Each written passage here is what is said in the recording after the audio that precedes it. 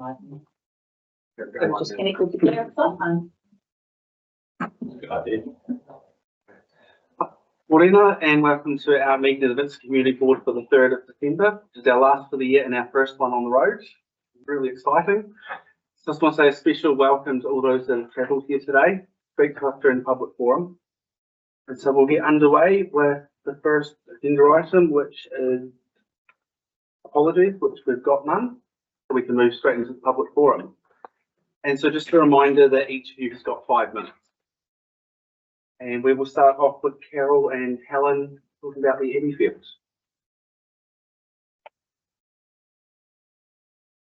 For having us here today, and we'll try my very best to be within the 5 minutes. I'm Carol, and this is Helen, and we're part of the Abbey Fields Steering Committee, and I'm happily say we're incorporated as of yesterday. So great step, so fully incorporated now. Why we're here? We are here seeking council support for Abbeyfield and Alexandra.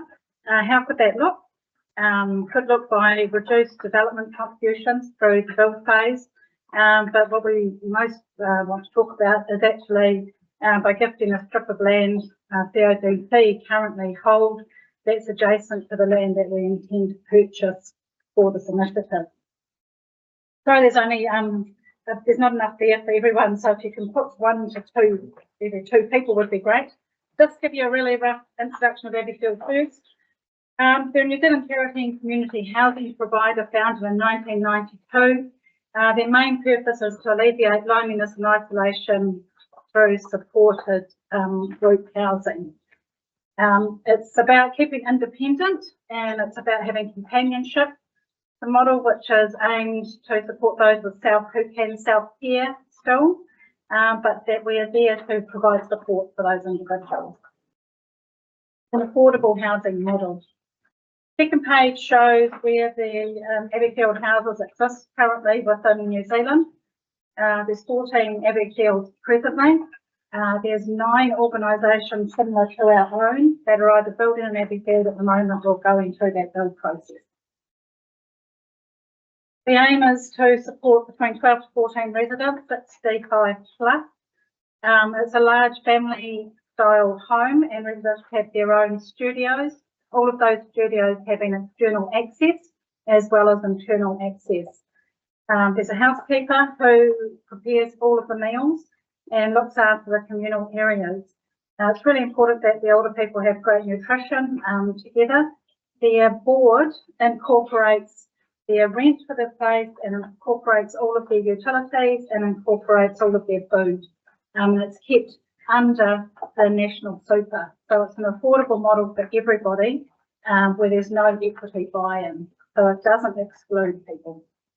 There's a list of benefits there for the residents, which we may pop back to, but I give you the credit that you can all read those benefits. Establishing a house. So what happens is Abbeyfield New Zealand responds to a community-led demand, which we approach them. There's a Abbeyfield Properties Limited, which sits alongside Abbeyfield, and they own the properties, look after the project management of builds, and look after long-term maintenance. They hold the title for the property, and we are able to access central government funding streams because we're a community housing provider. So we see it as the best of both worlds. National support, but also localised support. And we've been working with Central Lakes Trust to develop our relationship for support there. The costs and funding, it's between $3.5 and $4.5 million that we need to raise for this initiative. And the big difference in the middle there is actually around purchasing property. It is very much reliant also on a large volunteer basis working ongoing to support the Abbeyfield model. And it is used using the boarding house model and not using the retirement village net. So it's quite a separate. How have local governments supported across the different areas? There's a range there of where councils have been involved with the previous 14 houses and how they've supported through to gifting of land, development contributions, able to 10-year interest-free loans. So there's examples there of how the councils have previously worked with development of Everfield across the country. Everfield has a target to hit 30 houses, 20 houses, sorry, by 2030. And so they're on a growth model at the moment to the area of need, which is only getting greater. So just this last page here. So steering committee's been formed. There's 6 of us, myself and Helen, Bill K. Blake, who's economist in Bannockburn, Kathy Wagstaff and Brenda Griffin, who are both actually with LJ Hooker, and Mari Roxburgh, who was the previous age concern representative for many years in this area. We have incorporated and we're getting charity status at the moment. We're in negotiation with local landowner who's currently subdividing a section of 2,500 square metres specifically for this purpose. And we've started the presentation round to individuals. We are wanting to commence a concept design next year, early in 2025, hence the urgency of today, based on the land that we are looking at purchasing and the small strip in front of it will determine whether we can build it as a 12-person opportunity or a 14-person. If we were able to get that strip, it enables us to design it slightly larger, which would maximise the use of the space. Look at that. Look at that. So you've done this before. We have got that map, a map there if anyone needs, just to understand what we're looking at. So you've got a start purchase agreement with them. We're in that process right at the moment. Yeah. And the fundraising on one hand, and you've got funding. We have, we are in the process of funding, so our arrangement with the purchase is the landowner has been very generous in the fact that we have 1 year from sales and purchase to come up with a deposit. And then we also have an extension of that too, and they do the fundraising, so that's over a 3-year window. So I think our timing is, whilst being, you know, it's a lot of money, I think 3 years is very good. And banks like lending to. So Abbeyfield has a couple of opportunities. It works really closely with the I'm going to get that name wrong, so sorry, it's around that. And they have provided funding for a house can run with around $600,000 to $700,000 of mortgage. So they provide funding in that space. But there's also other opportunities for social investment where it's available. So it's not generally the main banks that use for the mortgaging process. There we go. So whereabouts is this piece of land, and which is the part that you were talking about? So that we you just want have to that have on there? round there. Oh, there it is. So There's it's only in 5 of Cooper those. Street. Yeah. Yeah. So I'll get that to you. And on the paper that's coming round, and this is an early piece, so it was actually a 2,400 square metre section at the time, but it has gone to council and is in consent at the moment, that subdivision for a 2,500 square metre portion. So in the pink is the land that we are in the process of getting a sales and purchase document together for. The green bit at the front, it's got the hash over it, which says council land, is the council land. It's down the end of Cooper Street, isn't It it? is down the end of Cooper Street, yeah. So, and you'll see there's a very rough footprint. There's some dotted lines. That dotted line that goes through the property has already been geoteched and contamination reported. That is actually the building platform, that dotted line on the inside of that piece. So to get an extended piece of virgin land, we would be, you know, our best bang for the buck of build would be to have that little portion at the front. Have spoken with Anne Rogers about this within the council planning team, and we had a Zoom meeting with Abbeyfield Properties Limited and Anne's team to talk about this at the start of the year. I think it was around about April, just to get a feel for one, that use of site, but also for them to have some discussions prior to us going ahead with it, to give them more certainty to invest in Alexandra. You're talking about 12 to 14 people. I should say units, 12 to 14 units, yeah, which could be, if there was a couple, it could be slightly. Oh, cool. And do you see room for more growth as time goes on? On that site, no, and that works well with, but there is opportunity to have other houses within the Central Otago district. Like, it doesn't limit you to have only one house within your area. Do Abbeyfields have plans available for other, so you wouldn't have to start from scratch? Yeah, so, and what they do is they actually do the concept design for you, Abbeyfield Properties Limited upfront, so it's not a cost for the local steering committee.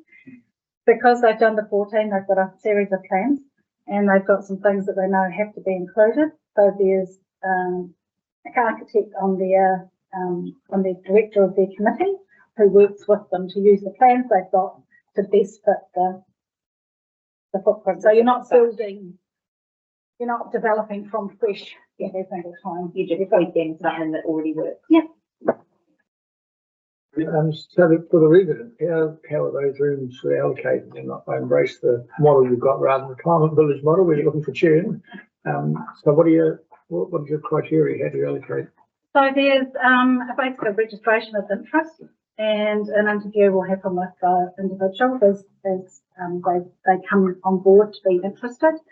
It will be worked out on say if you had, on day one, you might have 20 people. There will be a need basis. Right. There would be a prioritisation, but it'll be on individual case by case. And clearly you already talked about the things that are social needs of the children. It's a great model. Yeah. Anybody else? So you want from us a message of support, because as a VCB we cannot do a great deal with land. We don't have those powers, but you'd like us to support your proposal when you bring it to council. Yeah. Whatever the next step needs to be, we would appreciate that. Yeah. But I mean, it'll be part of that process that you'll be working with the current landowner and in tandem working with council property people, because you'll be doing that together. Yep, that's totally fine. I hate to use this expression, but it is a no-brainer. Thank you. Any final questions? David? Probably just a good next step of by people in council, but for us to start to take it away, look at the benefit of the land, understand that, and then bring it back to this board. So if you're good with that, you could leave it with us and we can loop it back around again. Yeah, and if you need anything from us or from Abbeyfield Properties, then the system just reach out. Welcome, thank you very much. You happy for us to leave? You don't have to hang around. Hope you enjoyed your time in home council. Awesome. Go get a coffee now, then I'm okay. Innocent pies are good too. So I've heard. Before I call the next person up, I just got so excited about being here that I forgot to say welcome back to Lindley for your first meeting officially back. So thanks for being back and joining us again. Next we've got some special guests from the Auto School.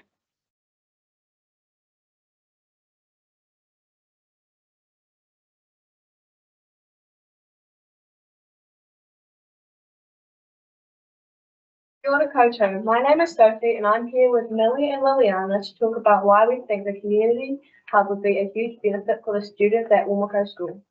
The new hub would be an amazing space to use for our school productions. At the moment, we have to pay for buses to take us back and forth to the big school, which can end up costing a lot, and it means we don't get as many chances to practice our performances on the stage.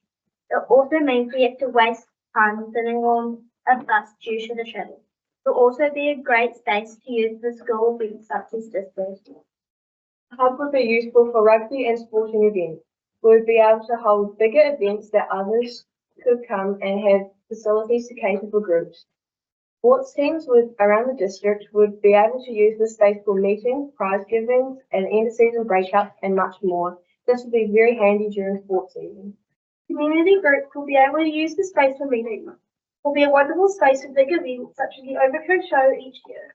We often make exhibits and artworks display, and many of us also enter other events such as forefronting. We think the community hub would be a fantastic asset to our community. Thank you for your time. Well, thank you very much. Thank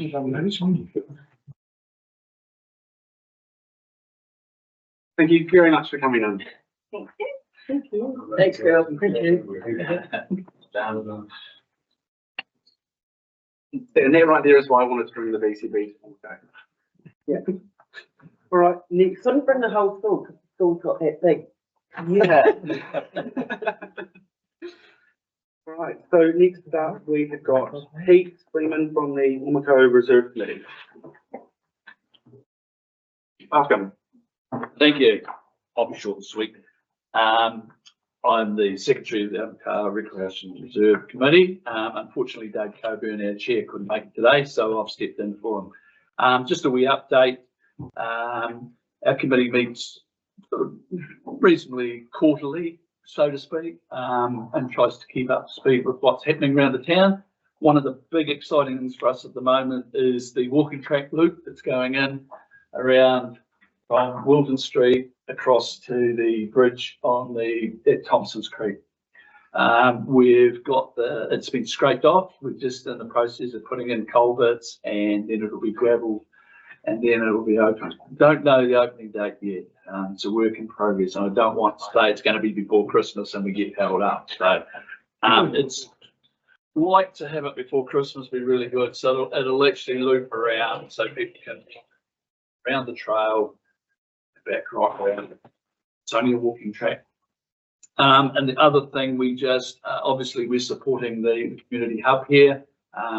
We're 100% behind it, and as soon as we can get that underway, and it'll be really good for the community, as everyone will attest to.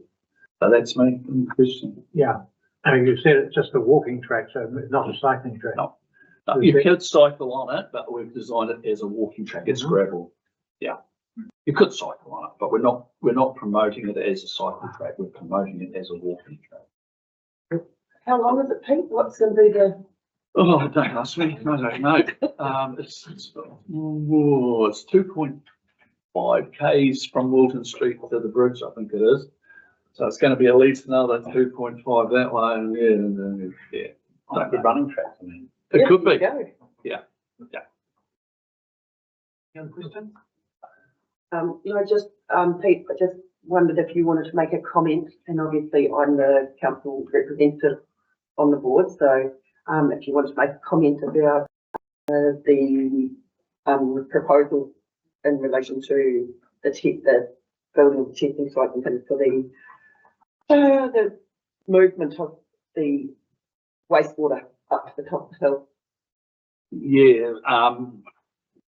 It's probably a bit of a shock, I suppose, that it's actually going to be as close as it's going to be to the town and the camping ground.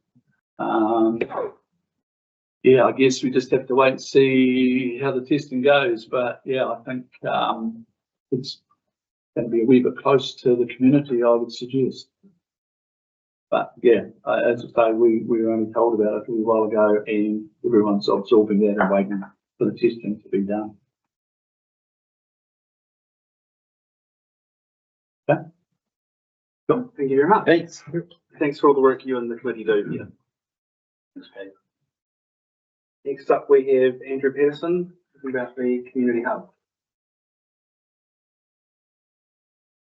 Thank you to you, Jaden, and VCB, the Vincent Community Board, for having me here to present. I actually had a presentation to go on the TV up there, the big screen, but you guys have all seen the plans, and I'll just talk to that. Okay, so essentially, if you, just a quick update, if you don't understand what the building's all about, it's essentially to replace this building, the hall, which has now been shut, the toy library, and provide a central point for all of the groups, the community groups that we have with regards to sports and including civil defence as well. So it's a 948 square metre footprint, so it's a large building. The hall part of it is larger than the current hall, or the closed hall, so it is a few metres wider and 800 millimetres longer than the current hall. As the children from the school presented before, that will have a stage and be able to host their productions. So that was a very important part of them being involved. We took feedback from a large number of groups on coming up with a final design, and after years of consultation, debate, and even a couple of arguments, we settled on what we currently have. So it is a very multi-purpose building. The planned start build date is the end of next year. So that's November, December 2025. Part of that is based around coinciding with funding from some community groups and based on their timings for funding.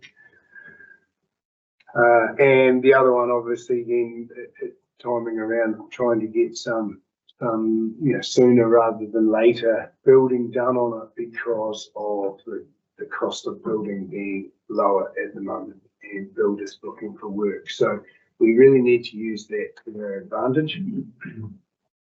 So the situation, I guess that's the main reason that I'm here to present to you today is our situation we were sitting with regards to funding. So I am assuming you've all seen the plans and it has been presented or shown to you prior to now. I'll just say we've had great support from the council in this, getting it as far as we have. Tara and Christina have been amazing, and Tara is doing a lot of work in the background, so really appreciate her support and the council's support. So it's been great to get where we are. We're probably, the end is in sight. So yeah, we're pretty excited to be able to take it a bit further forward. So what I'll do is I'll just let you know where we're at with regards to funding. So obviously we've got $1 million from CODC. And then from the Bob Turnbull Trust, we have 600,000 pledged. We have 80,000 from Matakana Rugby Football Club. And we also have donations that are in the vicinity of around the 50,000, which we actually have had in our bank accounts. And the initial donation we received from the crop challenge was 35k, which essentially set us up for some of the feasibility and some of the work that's been done. And we also had feasibility money come right at the start from Queenstown, from the not Queenstown, sorry, Central Lakes Trust. So that has got us to this point. So that gives us 1.73 million in the kitty, so to speak. From then, we've spoken to CLT and they will fund 20% of the build. So 20% of the build on a $4.5 million build is 900,000. So 900,000 is what we put down for them. It could be less if we can keep the build cost down. The Otago Community Trust has indicated in the vicinity of 300 to 500,000. And they, if you look at it, and a lot of the funding here, they tend to be around that 60 to 70% of what CLT does. So that actually fits in that area. Lotteries, we were pleasantly surprised in a recent discussion with them. They were talking well under 500, 12 18 months ago. Now they're talking in the vicinity to 500 to 1 million funding. But that's a big difference. And that has quite an effect on the end figure needed.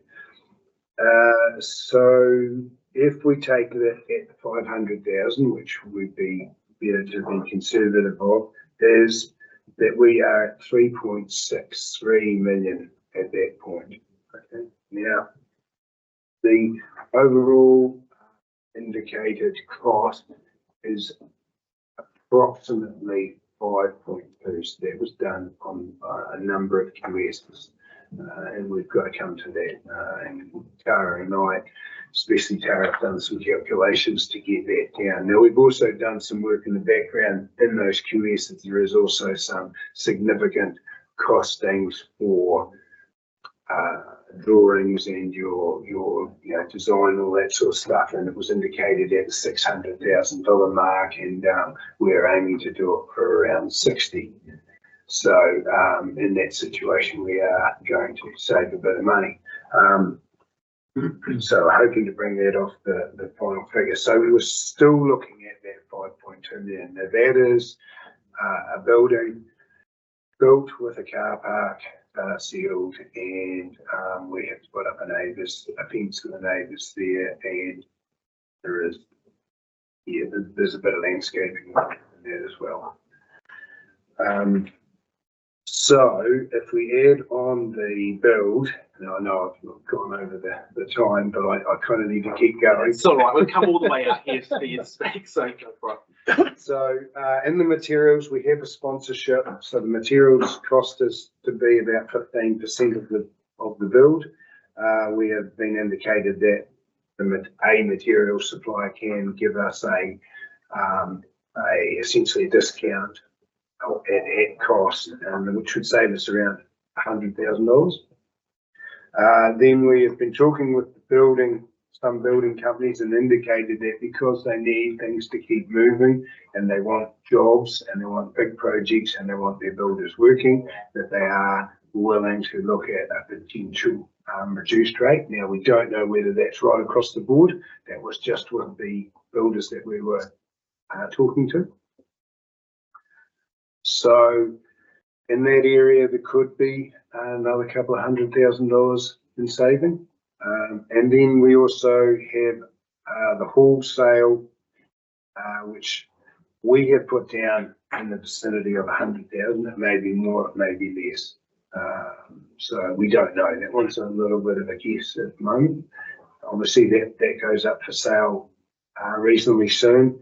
And we also have the tenders go out for the building reasonably soon. So I think Tara's, we're running a wee bit behind schedule, but that was due to our saving money on our designer, but he's also been a little bit slower in getting the job done, which means hopefully, well, the plan is next week that the tender documents would be sent out. I think that's right, Tara. Am I correct in that? Yeah. Later this week. Okay. So if you tally all of that up, the bricks we had in at $200,000, so that's $1,000 a brick, which is 200 bricks, should be achievable.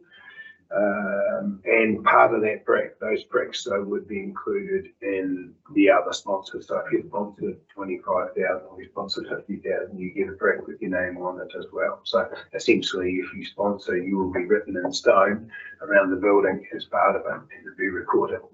So that we estimated at 200,000, and we think that's achievable. So if we are on the conservative side of the lotteries funding, that puts us at 4.33 million. If we are on the higher side of the lotteries funding, that puts us at 4.83 million. So then we had sponsorship, which we had as around 500,000. Now I think that is ambitious, but also think that within the community that is achievable. Now there's a couple of things that we'd like to happen in that.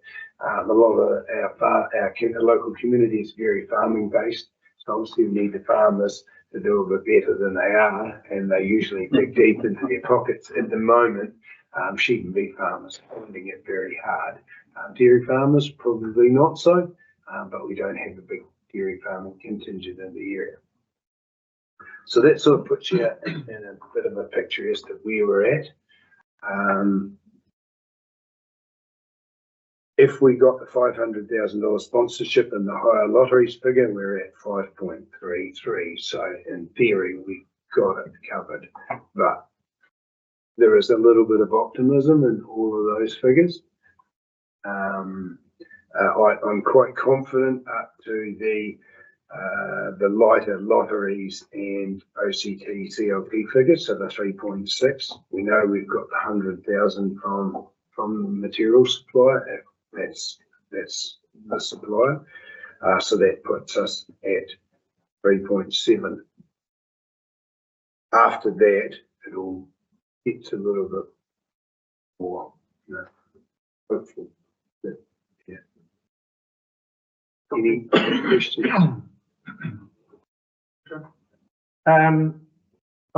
You're looking at the crystal ball, when you think it'll be finished and open and available?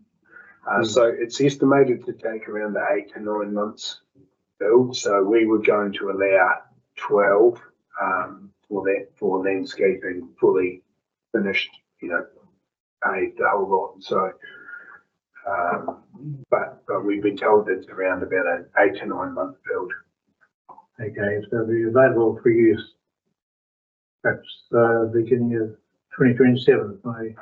I've got the dates right. Yeah, late 26, 27. Yeah. Yes. Okay, coming back to those youngsters from the school who spoke earlier, they use the Bex Hall in order to do their practicing because there is no local facility.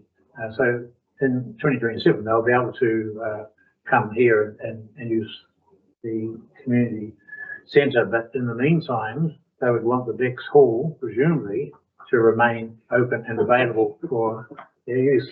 Yes. In terms of your community, so the Bex Hall is part of your existing broader community. Yes, it's very important. I was at a couple of meetings and presentations last week, and it is a well set up hall, and it's been well maintained, and the group that's been looking after it have done a great job. But to be fair, the local hall here was also doing the same job, and in the past it is now dilapidated and not being used.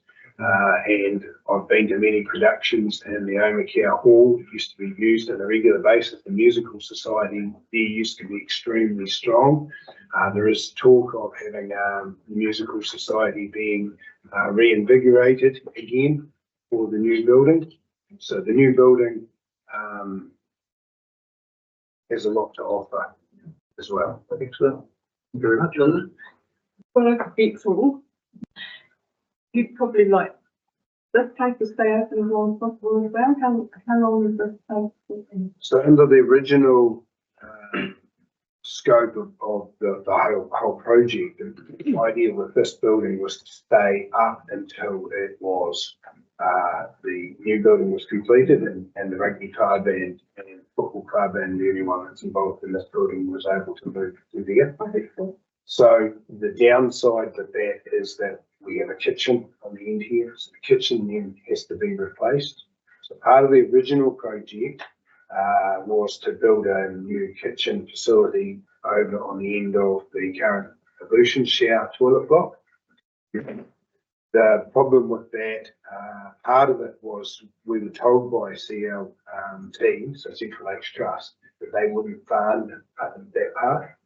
Okay, so we had to take that part off in the short term. It is in the plans to be able to continue. The next step or stage of the project would be going to that and looking to build the kitchen block.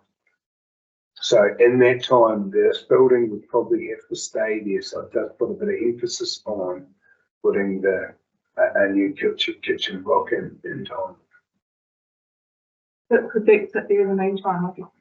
Yes. Yeah. Yeah. What we don't want to have happen, and I guess this is enough, you know, a number of people say, you know, oh, we could keep this building here and we could just use it for this and that. But what happens is the same problem with this building sits Oh, yeah. with maintenance and cost. And every year, as I, you know, when I was president of Rugby Club, literally every year we had a flood through the ceiling lead to the as we'll deal with freezing the pipe. Just a temporary. Yeah, yes, definitely. Oh, thank you very much. And thanks for the work that you're doing as well. And you've answered most of my questions for the report. I appreciate the council support and the VCB support. It's been a very important project. Thank you, Melody. You have to excuse my moustache, so it's supposed to go. Definitely supposed to go. Supposed to have been gone before the other. But now it's growing, I mean, literally. It's great hearing it either, so you We were just admiring it. Yeah. I think it makes them look a bit younger, doesn't it? Hey, just around that conversation, I've already just mentioned, we've got some money in for the new kitchen in the LTP. So the kitchen up here is also used by the camping ground, but the council's got it too. So as I guess the ducks fall, we've got money to sort of build some kind of kitchen over as well. Yeah, but yeah, build It doesn't make you feel. yeah, no. No, we're not knocking this one down until everything's covered. A new building, yeah. You're going to be in the dog box with Dana. Oh, with regards to the land area, yes, for the show. All right. Obviously not enough pillow talk. And finally, we've got Earl Harris about water quality. Thank you for your patience. All right. Interesting.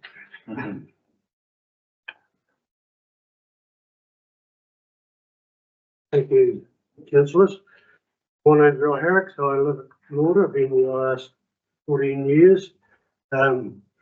Before that, I lived up in the Bexley area since 1981. And I believe I got quite a handle on the water situation for the small towns. I've done a little bit of homework, what's going on, and I'd just like to inform everybody what's story is. Concerning lack of potable water really in this valley. We've got 3 small settlements, the Bathurst, Cambria and Lauder. The Bathurst fills their water from an open race starting in the foothills, feeds into an open dam above the town. But the Bathurst Water Board has a water right for this, which allows enough to supply the town at present. Obviously, a water right is limited what they're allowed to take, but at the moment it's fine there. Residents are comfortable with the system at the moment, even with boil water notices quite common. The rapid growth here may lead to demand outstripping supply, although it's not on the radar just at the moment. Cambrian has an assortment of supplies. Part of the village is served by an open race once again from a small creek. Part has piped water from another creek, a reliable source, and others rely on springs that have been tapped into, so it's a bit ad hoc area. Individuals care for their own supply, and during very dry times, as in the autumn this year, supplies can be quite unreliable. There's some new building going on there too. If you drive up the main street, you don't see it. It's up on the hill behind the street. There's a few houses going on, and I do know they've struggled to find some decent water, really. Lauder, a bit more upmarket down Lauder. We formed a water company to manage the supply of the town. All the consumers are shareholders, and that includes NIWA, who are part of the scheme. Water is pumped from a well close to the main river. It's tested often, and it's an excellent supply quality-wise. The biggest drawback to this scheme is the limited amount that can be taken. We have been told we're only allowed 25,000 litres a day from fly like that without getting consent. We went to the IRC some years back to try and upgrade the amount of water and we were flatly rejected. Haven't been back since yet, but what's going on with the Benefia River, I really don't know what our chances are. All we need is an extension of another 25,000 litres a day. That's what fits into one of those large plastic tanks. So it's not a different draining the waterfalls. There've been 5 new houses in the last 2 years in that area and there's more planned. But the lack of water is curtailing us because we're at full capacity there. We've got no more water to distribute. So the ability to build in water is, well, it's come to a halt. Which is a shame because there are building sites there and people want to come to water. The continual explosion of rural land being marketed and selling quickly, leading to requests for water. Excuse me. Most of this is occurring in the lower valley, but this business is now moving above Bex. Farmers are getting well paid for 20 acres of land, far more than what they can make out of sheep and beef. And the incentive is there to carry out subdivisions. Except for the immediate need of water to add to the supply, the rest seem happy at present. My concern is the rapid growth throughout the district is going to put pressure on future supplies because they are running at close to maximum. But I think the biggest worry, and I don't know if you're caught up with the stringent regulations that are coming, that's going to make it very, very difficult for these small places to run their schemes. And our previous mayor is now deeply involved in that regulation business there, so I hope he hasn't got a chip in his shoulder, otherwise we're in deep trouble down here. Pollution. I don't know what's going on with home care. I believe there's looking at upgrading, but if we could get a line for their water, it'd be great. Oh, excuse me. Upgrading. When do I get water?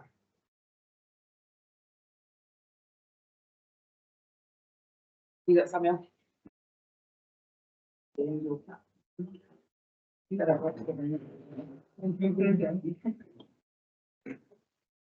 Upgrading piecemeal is probably not the best use of funds as far as the council's concerned.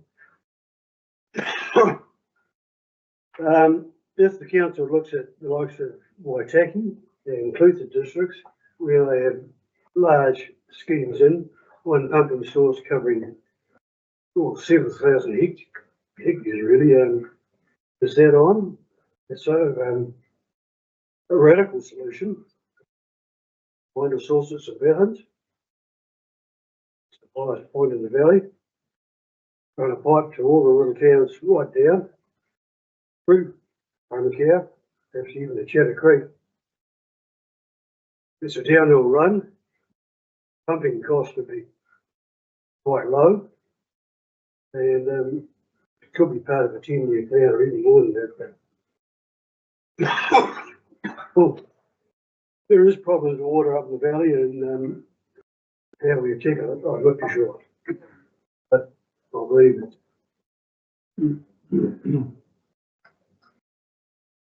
Foresight. Thank you very much. Are there any questions? Yeah. Tracy? Hi, how you going? Good. Hiding around the pole here. Hey, how many people are on that scheme for water? We have How many connections, I should say? about 25 connections or something. Yeah, we're lucky at the moment. There's more.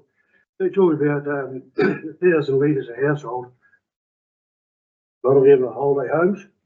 Yeah.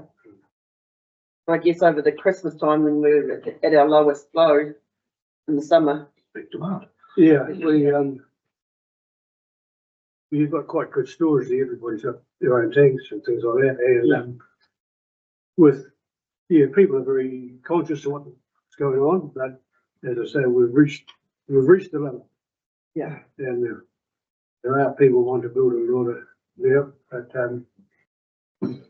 and in years gone by, there's been drilling done for wells and one thing and another, but it doesn't work. Yeah.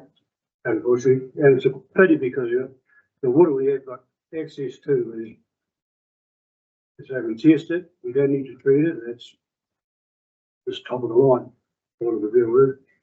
Yeah. And the well itself, we have flow tested it, and it can handle more than twice what we're taking. So the water's there, we just, if we follow regional council, we can't get it. But we might have to. The plan or your suggestion about looking for water at St Mathens, the plan was to actually have that as artesian water from St Mathens. Well, I don't know what's there. It's just, it seems to me, if you're pumping from there, it's downhill and you're getting all the little towns and you're getting all the subdivisions that are going on along the way. And I'm sure that water will be cleaner than what's coming out of the manufacturing down here. It hasn't been through farmland and purple, but what's there, I don't know. Have to go and find it. Right, thank you. Anyone else? Any points in staff? Right, thank you very much. I just hope council take on a long-term view on that. And we do. Thank you for your time. Thank you. That's our public forum, so now we move on to agenda item 24. Oh, no. Minutes, almost got that again. Confirmation of minutes. So can we take them together?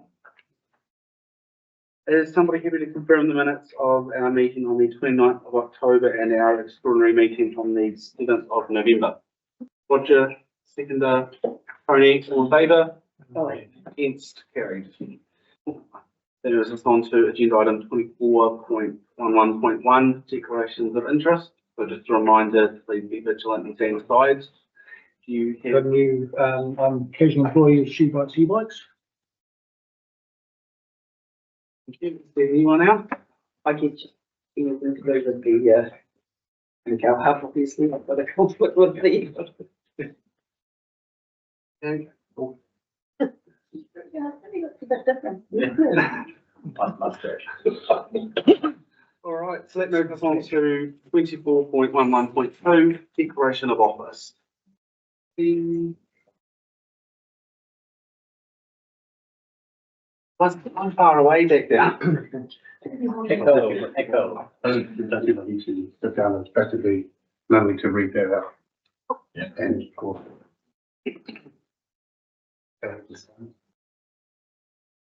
So I, Lindley Claridge, declare that I will faithfully and impartially, and according to the best of my skill and judgment, execute and perform in the best interest of Central Otago the powers, authorities and duties vested in or imposed upon me as member of the Central Otago District Council by virtue of the Local Government Act 2002, the Local Government Official Information and Meetings Act 1987, or any other act.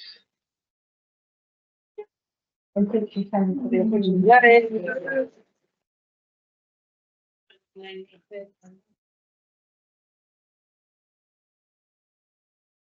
Congratulations, and it's great to have you back. Thank you very much.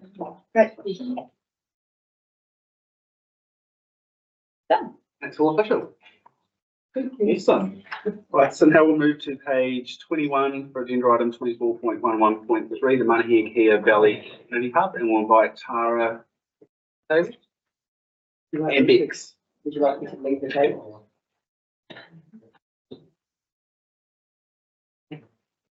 Would you like me to do it?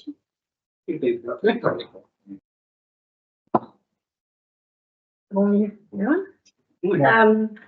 So Andrew's actually probably summarised quite a bit of what I was going to say in the information in the report. But the purpose is to consider additional council funding support for the new hub building. And as Andrew had outlined, at the moment there's around $3.7 million, which was confirmed, which brings the shortfall to up to $1.6 million. So, and the trust are carrying on with all their fundraising initiatives. There's probably quite a lot more that will come in, will be confirmed in the new year, including the proceeds of the old own cow board. So that will be is expected to be reduced. So the recommendation is that the Vincent Community Board recommends to support the proposal for that additional up to $1.6 million for the hub. It'll be either debt funded or over 25 years or funded from the general reserves. And then if council also approves those recommendations, another report will come back to the board in the new year, and that will have more information on exactly what that shortfall is. It's likely to be less than the $1.6 million, and detailed options on how that will be funded through the debt or from the general reserves. Any questions, Lindley? It's looking really positive that the 5 million will be achieved. But really the 1.6 million is just a temporary stopgap, isn't it? So, Yeah, but as Andrew said, that is quite a hopeful, like 5.2 million to 3.6 million. There's a big gap there, and a lot of the initiatives are still in the hopeful realm. So that's why we've said that up to $1.6 million, just to allow the project to be completed. Yeah. Well, okay, so we've got the recommendations back. Yes, we've got receives the report. It's level of significance, recommends the council to support additional council funding money here. Valley Community Hub to cover the shortfall of up to 1.6 million in order to complete the project, and the recommend to council that another report come back to the board and council in February. Happy to move. Martin will move that. Seconder, Di, all in favour? Aye. Aye. Against? Carried. Yeah.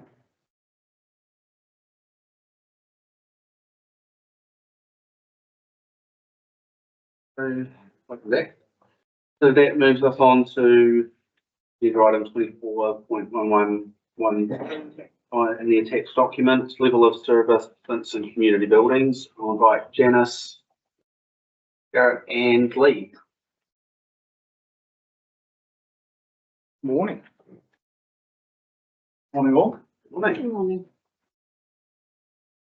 I might just kick off just before we get into the detail of the report and so thank you all for your time today, and really just the reason for this report is obviously as we've gone through the LTP and a number of workshops that we've taken to community board, but also council, it is clear that there are increasing costs across the board just to keep the status quo. And so as a result of that and the conversations with council of needing to look for if there's any opportunity for any savings, the concerns being obviously the increasing likelihood to our rates for our communities. And so that's the reason why we brought this report to you, based on looking at the details that we have for the team of what are those operational and capex costs, the buildings that are requiring earthquake strengthening and the cost of those strengthening works, the timing of the strengthening works, the number of bookings that we can see. I understand that sometimes some of the buildings might be used, shall we say, unofficially. That doesn't necessarily help the situation and conversation today. But Janice and the team have gone through to look at, well, what are the numbers of bookings for each of those buildings? What is the level of income that we're getting from our community using those buildings versus the costs that are attributed to each of those buildings over the course of the LTP, and more specifically, what is the rating contribution for each of those buildings? So that's just to frame that out as the reason why we're having this conversation. And I think in what we'll do now is potentially, I'll hand over to the team, but we'll look at, if you want to do it this way, is going through each of those buildings to look at what is the conversation that you'd like to have for those. Following this, we will be taking a report when we've gone through all of the community boards. We will take a report back to the council on the 18th of December with our recommendations based on the facts that we have, but obviously voicing the recommendations, the conversation from each of the individual community boards about each of the individual buildings that we'll be talking about. So with that framework, Maybe I'll hand over to Jonathan Goward. So, just want to make a statement. This is not unique to this council. It's probably around the country. There's a lot of aging buildings. They, most of them are earthquake prone. It was the era in which they were built in. And as good as they were then, we have to deal with the problems that we have to deal with now. So a lot of the form brickwork and blockwork was not reinforced. And we all know you get a bit of a decent shake, it's going to come down like a house of cards. So my team, our number one function is asset management. We take all of these facilities and we have to build maintenance programs associated with them, repair programs, and whatever we have to achieve a compliance level. And in saying that, Dennis will take you through a little bit later, all the detailed costs associated with OPEX, CAPEX, and what are the challenges that we have with each building as they go through. So recommendation is we don't really want to be talking about the Alexandra Community Centre, Molyneux Stadium and Central Storage Building. And the reason for that is they have been identified as strategic buildings. And Janice can give you some of those details as well. But we do want to start focusing on the rest of them. And there's a list of 10. Happy to go through them one at a time. Some of them will be pretty no-brainers and we'll be able to skip through them pretty quickly. And others, I'm sure, we'll have good conversations as we move forward. So without further ado, we get into the first building on the list, which is A4. I'll take the rest of the paper as read. Any questions? Any questions on Any questions on the Oklahoma page? Can I just through the chair? Yeah. Disappointing. This is a fairly critical paper we have to discuss and the timing of it and pressure we're under before we could even go out and consult with our communities on some of these aspects. Certainly understand the urgency because of the council meeting coming up on later on the 18th. It's just disappointing that as a VCB we have this paper in front of us with some fairly tough recommendations, and we really have not been given the time to digest it fully or to consult with our wider community before we can make a recommendation back to council one way or other. Can I respond to that through the chair? Yeah. Certainly appreciate that your comments there, Martin, and you'll be absolutely familiar with the conversations that have taken place at council when we brought this as a workshop, and we were given the direction at that time because we were intending to have the socialisation of this with each of the community boards. But we were asked quite clearly for our recommendations as staff and to take that through to each of the community boards, hence the conversation I'm having today. And I appreciate the timing in relation to community boards is less than ideal. But I think it's a really important conversation that we need to have to enable us to put this into the consultation document for the LTP by the 10th of January. How long remind me how long the consultation process is with the LTP? Well, you know the answer to that. It does take quite a period of time. Yeah. Yeah, certainly. It will be at least 4 weeks. At least 4 weeks. Yes, and that will go out in March, so there's the opportunity. I'd also remind the board that these conversations about, since I've been here for 13 months, everyone's been talking to me about the hall and the earthquake strengthening, so it's not a new topic of conversation. It's been very much a live one. It's now just having to come to a head. Has there been any discussion on, normally we sort of rank 1 to 4 or 5 subjects in the LTP as being the critical ones for the consultation document? Yes, as you might recall at the last council meeting, at the end, I rattled through the consultation documents topics as they are known, noting that this one was not discussed because this is a December 18 conversation, but is likely to be elevated into the consultation document. Thank you. Thank you. Just on that, I guess I reflect on the meeting that you had with the Museums Committee in Clyde, and I thought with a whole bunch of solutions coming out when we had some pretty common, and I guess that's on the back of Martin's conversation of how easy some of this could be with those conversations and the community interested groups, isn't it? Yeah. And that's kind of what it's disappointing that we haven't had the opportunity, I guess, for you guys, to help you guys. It takes it took a lot of heat out of 3 of those buildings, didn't it? Yeah. Because everyone was on the same page. We're going to jump over to entertainment for a second. Might I just suggest that you don't start with possibly one of the most difficult ones and you move on through some of those ones that are more of a no-brainer, as Gareth said, so that you can progress. I was just waiting for that, and I was going to suggest that you would go to that. Like, are you talking like the writing for the disabled? Yeah. Yeah. So are you guys okay to do that? If we start with the first Absolutely. one? I don't have your page numbers, so if you just tell me which ones you want to focus on, I will keep it down to them and you can answer. Can I just quickly, before we start onto that side, can I just ask, just to get it confirmed that 2.17 million is that's across the board on all the buildings for the Vincent, or is that across the district? No, that's just solely for Vincent. And is that The include earthquake all strict buildings that we're going to talk about, or is it a selection? No, it's the ones that we're going to talk about. It's, Okay. All of the ones in the recommendation state. The items disabled on page 11 of our agenda of that additional report. And I don't want to use that big no-brainer. Can you do? This is again one of those assets that we have which can go back to the Crown and we'll go through the Ngātahu settlement process. So I support the recommendation. Cool. Anyone else? Any comments on writing for the disabled building? Good sneeze would fall over. Pretty much. Yeah. How about we go to the Clyde Briarherd and considering the opinion of that museum group. Yeah, so this is quite a hot topic, and there's a series of buildings in there made up in different parcels. Some of them have value and some of them don't.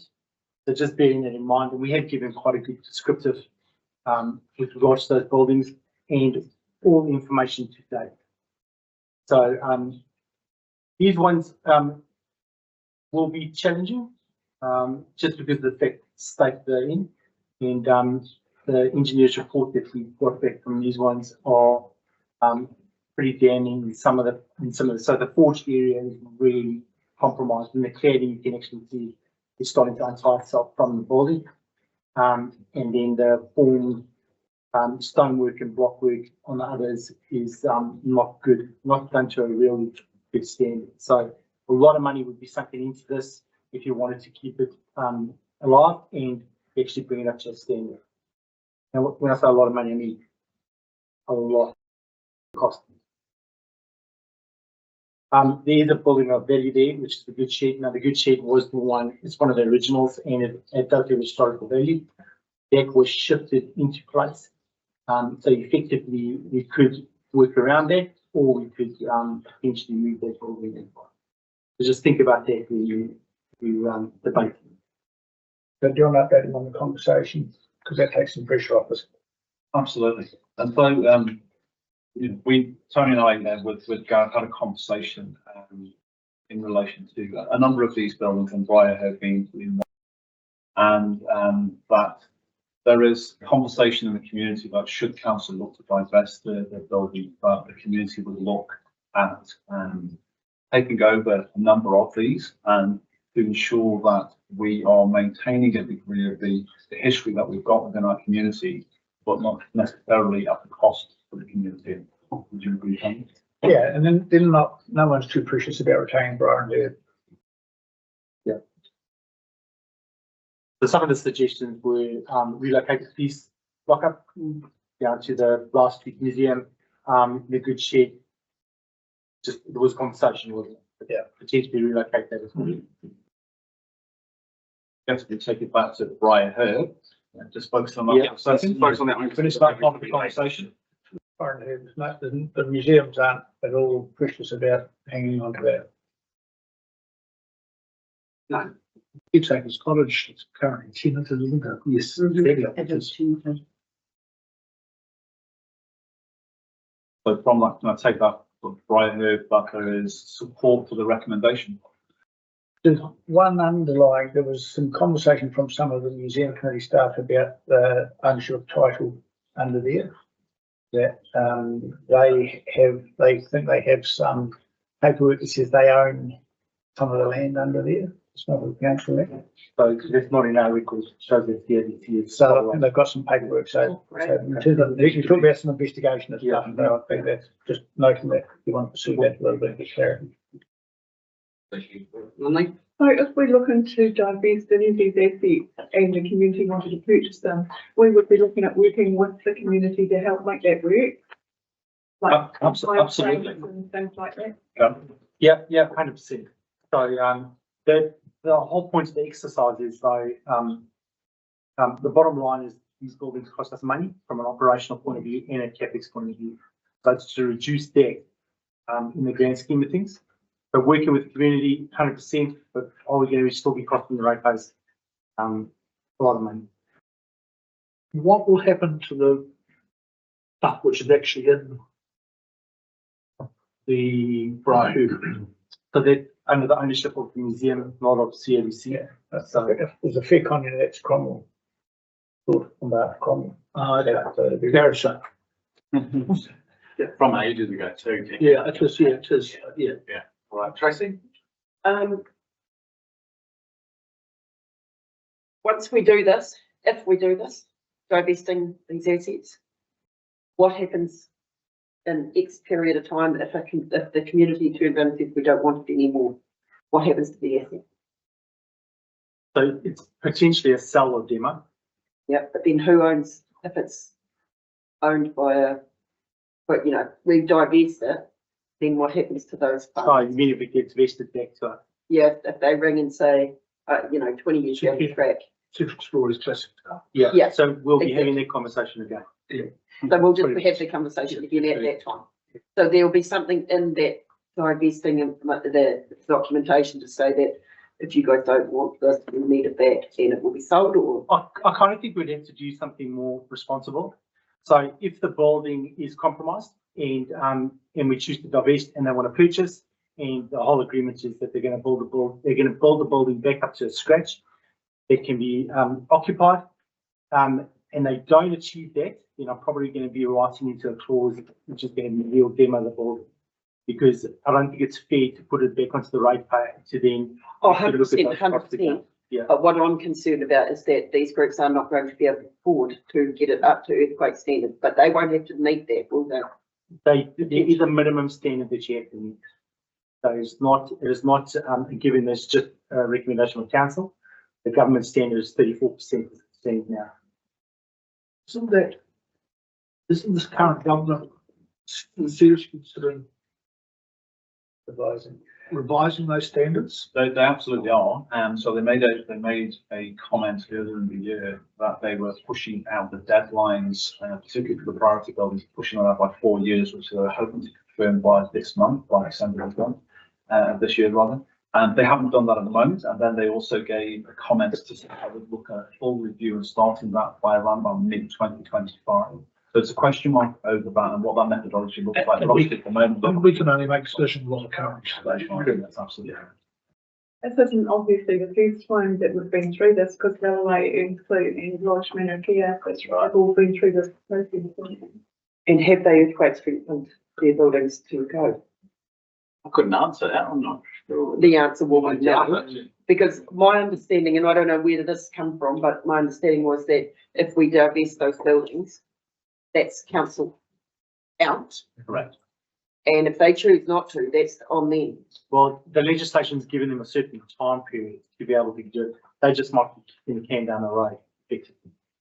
So, to that point, so being a non-priority building in a medium-seismic area, which is what we are, we're looking at 2052, I think it is, on the top of my head. Thank you. Time frame to do this work. Thank you. So that's the Briarherb. Briarherb is subject to consultation. It's going. Happy with that? Yeah. Awesome. Can we move to page 9 and we can do Bex and Pilgrim?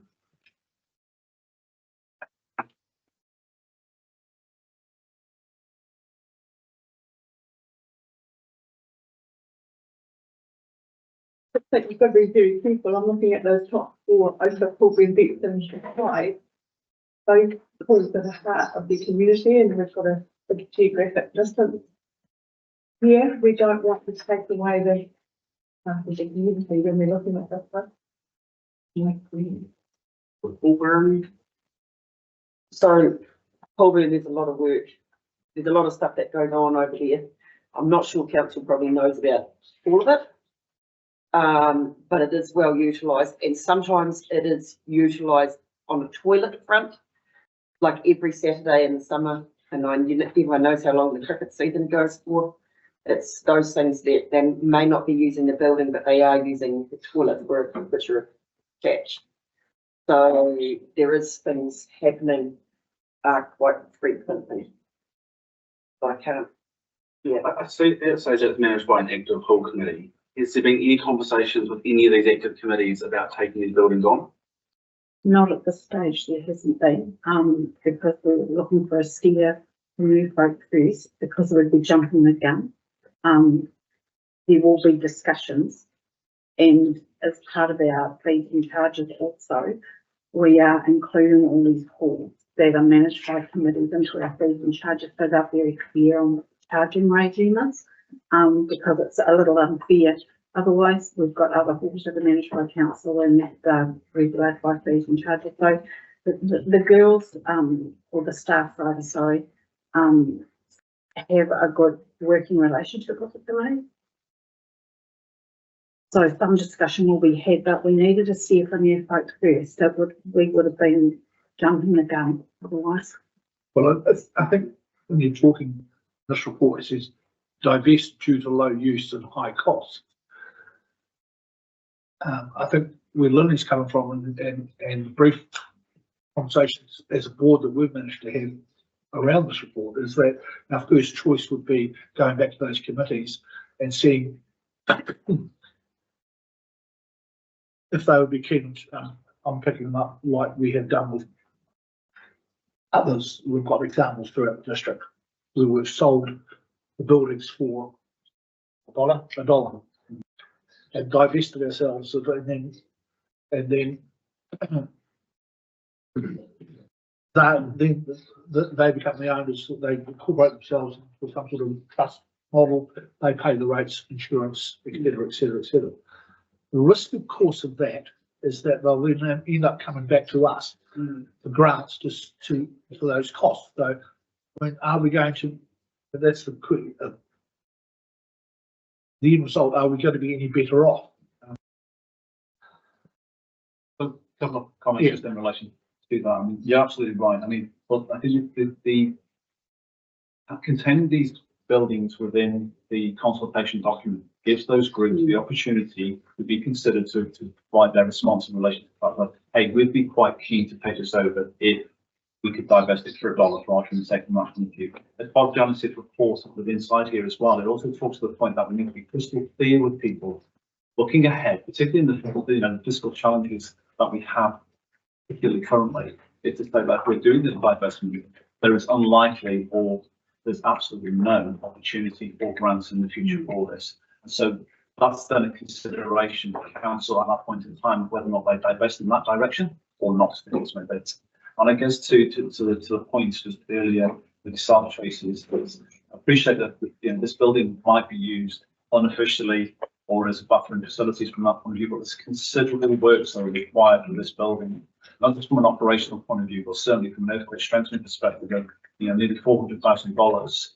That's getting up there, 3/4 to 1% from a ratepayer's point of view. And I know these are really challenging conversations. We have to be mindful of hence this report of each time we're just saying, yes, we want to keep saying yes to our communities who absolutely care about these buildings, as do all of you people sat around this table, but looking ahead at the challenges that we're going to be presenting, and more specifically, a number of you as council to the community and what that rates and Christmas looks like. At the end of the day, We can put our recommendations, you can give us your comments on this council decision, and I respect the fact that it's the council laws who are the fate who are going to have to face that decision.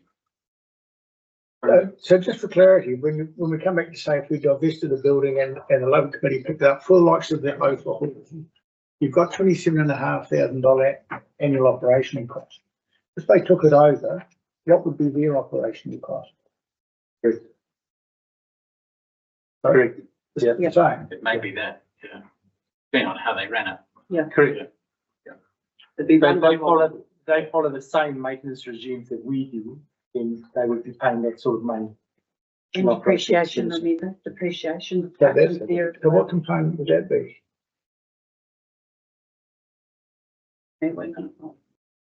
It'd probably be different for each hole, but It is different. cost would be. Because in theory, that is the replacement fund. Correct. But anyone who takes over these halls is going to have to take that into consideration as well. Because you can't keep a building. They can choose to. Yeah. Yeah. Yeah. So I guess that there is a high possibility, that if the community agreed and if it was, I guess, decided by the community that ACTS would like to take the halls over, that in 2052,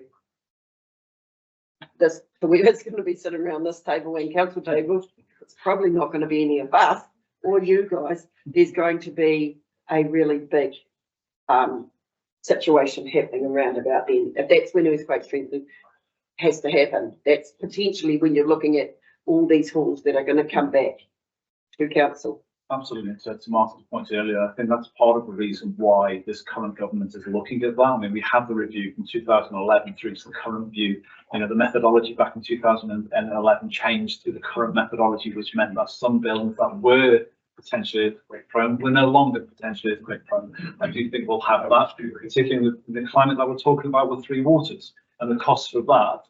And then all of a sudden we're going to have earthquake strength, and that's going to come back into the conversation. So you're absolutely right. Well, that's another conversation further down the line. I'm conscious of time and the topic. I'm just going back to, maybe we can go back to Coolburn. I could make a suggestion for Coolburn and Bex. They've got very active committees. Is there any, would you not be interested if they look at divesting it, send it back to the communities in the consultation? It's going to give a much clearer picture on what they're wanting to do, whether those communities want to start or not. Often the viability of that strategy depends upon who is in the local community and bringing in people who are willing to do the painting or small jobs that would cut the actual costs that the council would otherwise face in maintaining those places. So the final cost would probably be lower than on the spreadsheets. Just putting in Shaman, just to address what these guys have said about that's what the report's asking for, is asking for your support in divesting these halls to be able to have these conversations with the community through the LTP. And so that's where this conversation, this guidance is really helpful to go, yes, we'd like that included, so all of these communities can have their say through the draft LTP. Yeah. Well, you look like you hunted out the depreciation. I did. The last financial year was 17,000. Yeah, 27. Yeah. What do you want to do with Coolburn? Follow the recommendation, or Is it something about, I think maybe it's about the wording that's some of us are feeling a bit uncomfortable, that we support the process. What we perhaps support is the fact that we are happy for the community for this to go to the community, as opposed to us supporting divestment. Yeah. And I don't know whether that's just the semantics, but maybe that's where we're getting caught up. Absolutely. That's exactly. Currently, it says divest. It doesn't have any real options or references back to another step in the process where the primary aim should be, yes, we don't want this on our books anymore, but we want the communities who are using it to have the opportunity. could we have something written around then that these are the buildings in this category of we support divesting it if it's going to their working group or community group.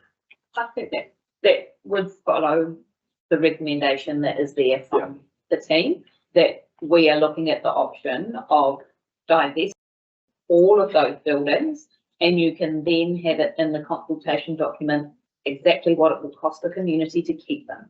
Because I think that is the biggest factor that the communities now will look at, and then the communities will be able to look at it and say, well, actually, for the benefit of Goulburn, for example, we do want to keep that building, would like the option to take it over. That's what we're going to submit on. But I think you do need to put your stake in the sand to say this is what we think, and then it's much easier for the team to say that is what it will cost if you want to keep it. And that absolutely is in relation to the probably real good point there is, the recommendation is for us to be able to include these buildings for consideration for the investment of it in the consultation documents that needs to be written over Christmas before our staff team. But I think it is in the wording, because I think it's the Dutch of us to say for all these communities within the big without having had that conversation. So there must be a better way of saying it. That's what the LDP did. Yeah. So that'll be written into the consultation document. So this is, because if we say don't divest, this doesn't go into the consultation document. And we just figure out what the costs are going to be. And that's where it says the recommendations are that the following buildings are considered for divestment, not divested. Okay, yeah. So that's not to say that this board would say all of those buildings are going. It's that you want the consideration in the document, and it may well be that 5 go and 5 stay once we get to the other end, and you may already have in your mind an idea of buildings that actually are going to be priorities for the community to remain in council's portfolio, but that I think it is covered in that considered for divestment as opposed to divested. It looks less rude than the other. Yeah, and then the house a bit presumptuous because you sort of jumped up the road a wee bit, sort of at the starting blocks here. Yeah. And it's interesting because in your document you say that on option C, I think, was that it provides security, and I think that's what people read this and they were insecure. But we want to jump the gun a wee bit for that understanding, and that's Martin's point. Let's have it a bit earlier so we can walk our way through it instead of getting bounced. So with that in mind, are we happy with the recommendation for Goulburn?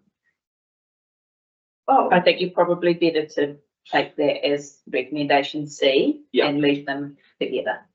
because I think that's what.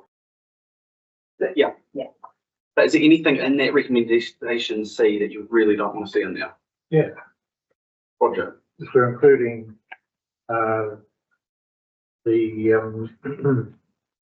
Clyde Hall. I was spent most of my weekend talking to members of our community about Clyde Community Hall. And every response I got was hot and angry and appalled by the message that possibly Clyde Hall could be divested, because it's so important. According to the graph that comes with this paper, we're about something in the vicinity of 300 bookings a year. I can't really read clearly off that graph. There are at least 2 theatre groups, the one that's the Clyde Theatre Group and also Waiata Theatre. They both use it quite intensively. There are at least 2 dance groups that use it. It's got a wooden floor. It's an excellent venue for that sort of activity. And so it is used almost every day of the year for some community activity. There will be a huge community pushback if we continue to say that will be, well, it'll be considered for divestment. I guess it does open up other opportunities, Roger, and I think Tracy has probably had the same conversations with the people from OFA and the people from Goulburn, and I would imagine the people from Bex would say the same thing. And Clyde is, I guess, a little bit different because it is in the middle of quite by lots of different groups. So even though it's called the Clyde Community Centre, it brings in people from Alexandra, Clyde area and from further afield. I guess if you're thinking about it though, I mean, we're here to only just to say what we think for our recommendation to council. If I quickly just chuck my council head on, those same people, which is the same people who say we support all their halls here, are the same people who say do not put our rates up. We can't have both. So it has to, I agree it has to go, but I feel that it's going to be tough in amongst everything else. Probably get record submissions this year. And that's, I mean, that would be a really interesting one, Roger, because that is actually a freehold piece of land there. There would be nothing to say, well, it's going to be divested and actually bought by the musical society and then used solely for musical and dance purposes. And it's now a performing arts hub of Clyde. I mean, there are other options. And I think if you leave it in there, if you leave all of them in there, you can understand what all of the options are and the community can have their say, because there might be some really wonderful ideas out there amongst our community or alternative uses or operating models or ownership models. It's not to say it's only for consideration. It's not to say any or all of those are going to go. It might get people more interested in submitting on our long-term plan. I think the fact that it's even appearing there has got people really worried. They've got, that's the response I've got. And so I still oppose it being in that list. Well, we've got somebody opposing it. Is there anybody else opposing having that in there at this stage? I'm sitting on the edge. I take your point. We'll get the same conversation from others and a smaller population, so we get less voices. But it does seem to be used just about every day. And this board can only recommend. It's when it comes to the council as a vote, but 4 voices representing this community against 8 or 9 out there. So we could. When you've got a $40 million project being built at one end of the valley and the other end of the valley, we're basically divesting all of our halls, it could tear us under. The capex on Clyde's not great. Operational expenses, picking that up here. But again, it's appreciation, there's cash. Couldn't we say something like due to the current economic climate and the ability to try and reduce rate, we're recommending? But you are going to be recommending to council. That's exactly what you can. So I just want to put some clarity over the reports. Our report to council is going to continue with the same recommendations that are before you. And it's going to include the recommendations from each board. But I'm just thinking this is going to come out as a surprise to a lot of people. And flesh out the recommendation a little bit, people understand why. We're the first board of the rate. Yeah, that's right. Yeah. This is going to come out as a big shock. And, people out there are going to say, this is what we're doing. But if you flesh it out with the reasons why, when it goes out in public. I think, Lily, I certainly understand your position for this, but I think, you also understanding, as you are all clearly articulating today, is the challenges that you are against, the communities are against, and which council is against across the board. Of each of the boards, these are really difficult and uncomfortable conversations that we're having to have because you care about your community. That's why you're sitting on the table. And what you're also looking at, well, what does this mean? We can say yes to everything. And the recommendation that you want to put forward, if you choose to say, hey, from the board's perspective, we want to keep everything, we will include that recommendation against what is our recommendations to go to council. For council to make that decision, but our recommendations are going to remain based on what we're saying because we want to hear from the community based on the details and the information, the financial challenges that we have.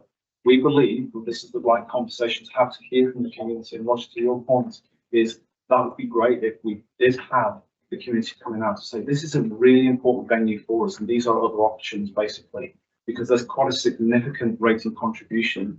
Even though that building is used on a daily basis by some parts of the community, there's a huge rating contribution for that. And having that voice coming. Matt, we're going to jump over to Tracy. Just, when do you need the word from this board in relation to the answer in this paper? When do you need it by? Considering you're not going to see the other, Essentially, consider. you're going to have to do it today, Yeah. even though you haven't heard from the other boards yet. Yep. That's Council has asked for our staff's recommendations. This is based on the numbers, the facts of what we've got, but we're dealing with from an operational and capital expenditure point of view. So we took, Sorry. we took emotion out of it, and we're just talking about numbers. And we're talking about higher rates, and lowering it could be one of these possibilities. And if you went to some buildings, then you can kind of see how we come to this sort of conclusion. You know, reduce your expenditure, and then reduce your rates. Year one. I think there's some. I agree, Lindley, that seeing the names of some of these halls is going to be a massive shock for our communities. But seeing some of those figures in the next 3 years that the community will have to chip in for is also going to be a shock. And we can make it really clear, and there's nothing to stop you guys from having a press release go out that highlight, we can keep all of these halls, every single one. And the random old writing for disabled building, if we wanted to, although Mark's already highlighted that today. But I think we have to make it clear to the communities what it would cost them, because there aren't many people out there that are looking to spend $143,000 on structural maintenance for their house in the next 3 years, but that's what it is for the overhaul, and then more for the Baldwin Hall, and then more for, once you start adding those numbers together, I think we need the community, they've said really clear, we want options on level of service so that we can stop this continual rate drive. We said we would listen to them, and that with a long-term plan, the communities were going to be able to have their say on what level of service looked like. And this is probably one of the first conversations that would go into it. And I totally agree that we can keep them all if the community wants to, but I think it's important that they have the ability to say.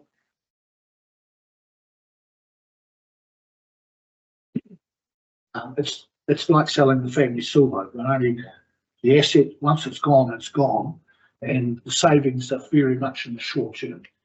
The reality is that this district is going to be facing increasing rates. It's going to have continual rates increases because the real costs of free waters is falling in our laps, and any savings we make out of here, it's going to be fairly short term. And I think that's one thing which has also got to come across when the community starts submitting onto the LTP, that they need to understand that. Yes, we are facing big rate increases, but the savings from just investing in some of these assets is not going to be that, have that much of an effect in the medium or even in the short term. Once they're gone, they're gone. So that's why I keep coming back to the fact is that, you know, it's up to, if this community wants to retain these, they need to get involved.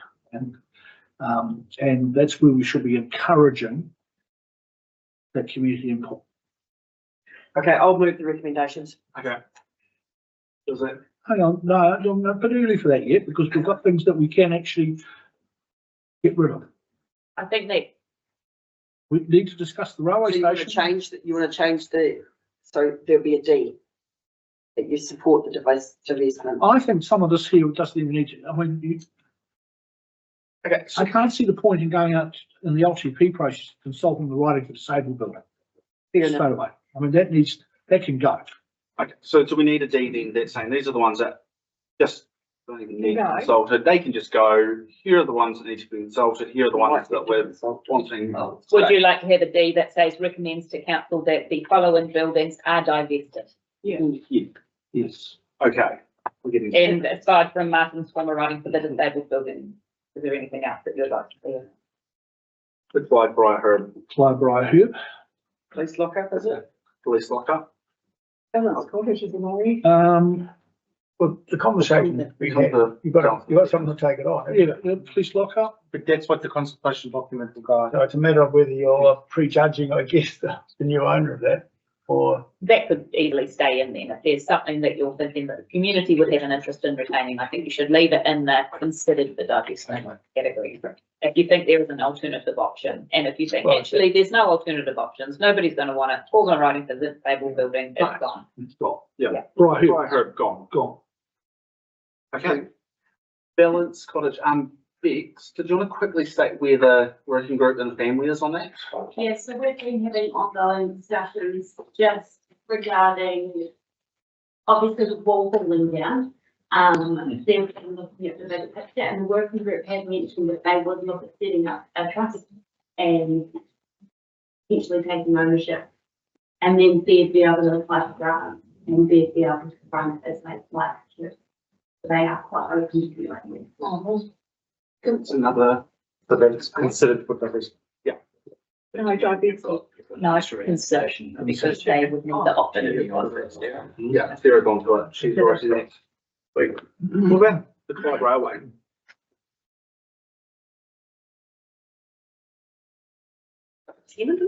Yeah. Yes, it does. And it's on review, verbally. That's on page 13.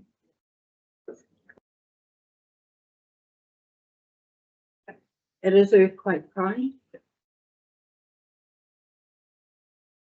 That currently scheduled for the features. And the museum's also not interested in it. Is that correct from the conversations? So the museum's got a piece of it, that they do a display, and then She-Box takes up the lion's share of the rest of it. That piece of the museum, like, that's. Yes, that is. I think by doing that, with having the option D, makes it clearer that option C is considered for divestment. Yeah. I'm quite to keep that and see the railway around still. Good with that, yeah. Yeah. I'm just scribbling at this point. Overhaul. I think overall, Bex and Clyde need to stay in the considered.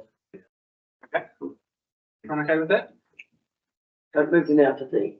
No, definitely not. And then we've got Blythe Street Museum. Given we supported status quo on that on the 29th of October, I'm quite keen to move that into recommendation B and just leave it alone. I would support that. Given we're recommending essentially getting rid of everything else that the museum buildings that they're using. I think they came. And I think the community's been quite clear on that one. Yep. Through the museum's conversation. We don't want to be the museum. They want to be there. And They want to be there. Okay. Yeah, I'd support that. Yeah, and I think the community's been pretty, in their sense, been pretty clear on this one. So you're saying take it like that? I'm saying move it. to B. Yeah, oh, yeah, sorry. Yeah. Yeah, thank you. Okay. So, The only thing I would make a comment about that is that there seems a very much an urban rural divide. yeah. I'm don't not agree saying with there is, but it does feel, if you were looking at that on the papers, that's very rural urban divide. all the recommendations point in that direction anyway, Yeah. before we even touched it. And also the other avenue of that is that the buildings that we have in option A are of a bigger scale of complexity than a community hall. Well, if you look at based on the population of that community, the area that's I that, mentioned with the population. Yeah. Yeah. Yeah, So you're that right. can't be, there can't be a reason. Recognising that you have just supported a $1.6 million contribution to a home in the rural area. It's full consultation, but It is. do you want to look at that briefly, or not? Just wrapping up the whole conversation here, you could add an E as the board notes the challenging, financial times and the pressures that CODC is currently under, and hopes that communities can get involved through the LTPs, give their feedback. Yeah, would support, But just a nice little wrap it up. support that. I'm just, rather than a hope and expectation the community will be involved in solving. It supports community retention and ownership of these facilities. Yeah, exactly. And it sort of wraps up the conversation that you've had Because we've got some, I mean, the gallery thing was a question. So can you, I can't actually see your screen properly. Yeah, okay. Is everybody ready to hear the recommendation? A, particular report and accept the level. B, recommends to council that the following buildings are retained as budgeted in the draft long-term plan 2025 to 34. That is Alexandra Community Centre, Molyneux Stadium, Central Storage Building and Blythe Street Museum. C, recommends to council that the following buildings are considered for divestment as part of the draft long-term plan 25 to 34 consultation document. And that is Clyde Railway Station Building, Fulburn Hall, Beck Hall, Oakville Hall, Clyde Hall. I get it, sorry. Clyde Railway Station Building, Yeah. Fulburn Hall, Beck Hall, Oakville Hall, Clyde Hall. Balance cottage.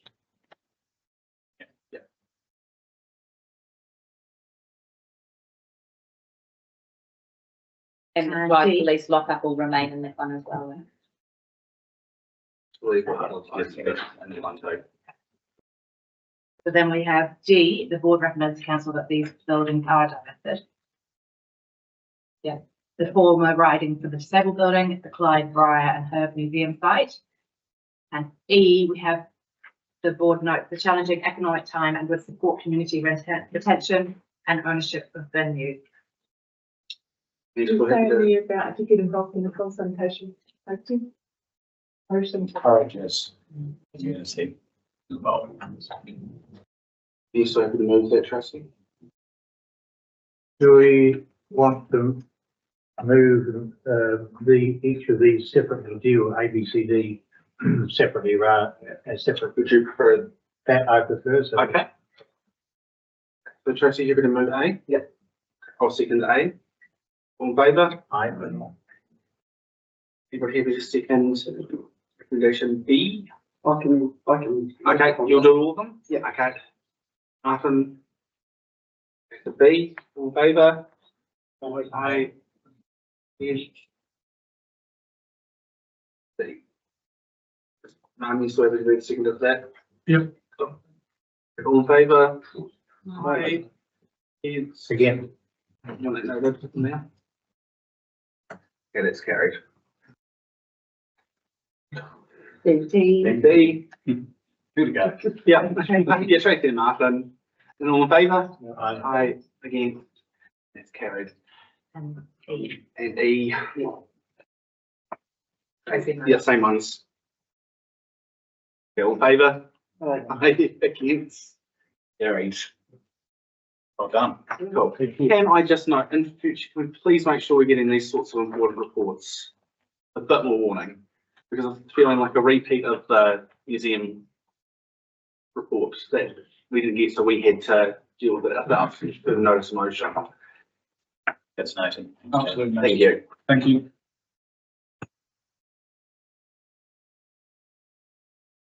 Thank you, everybody. We got there eventually.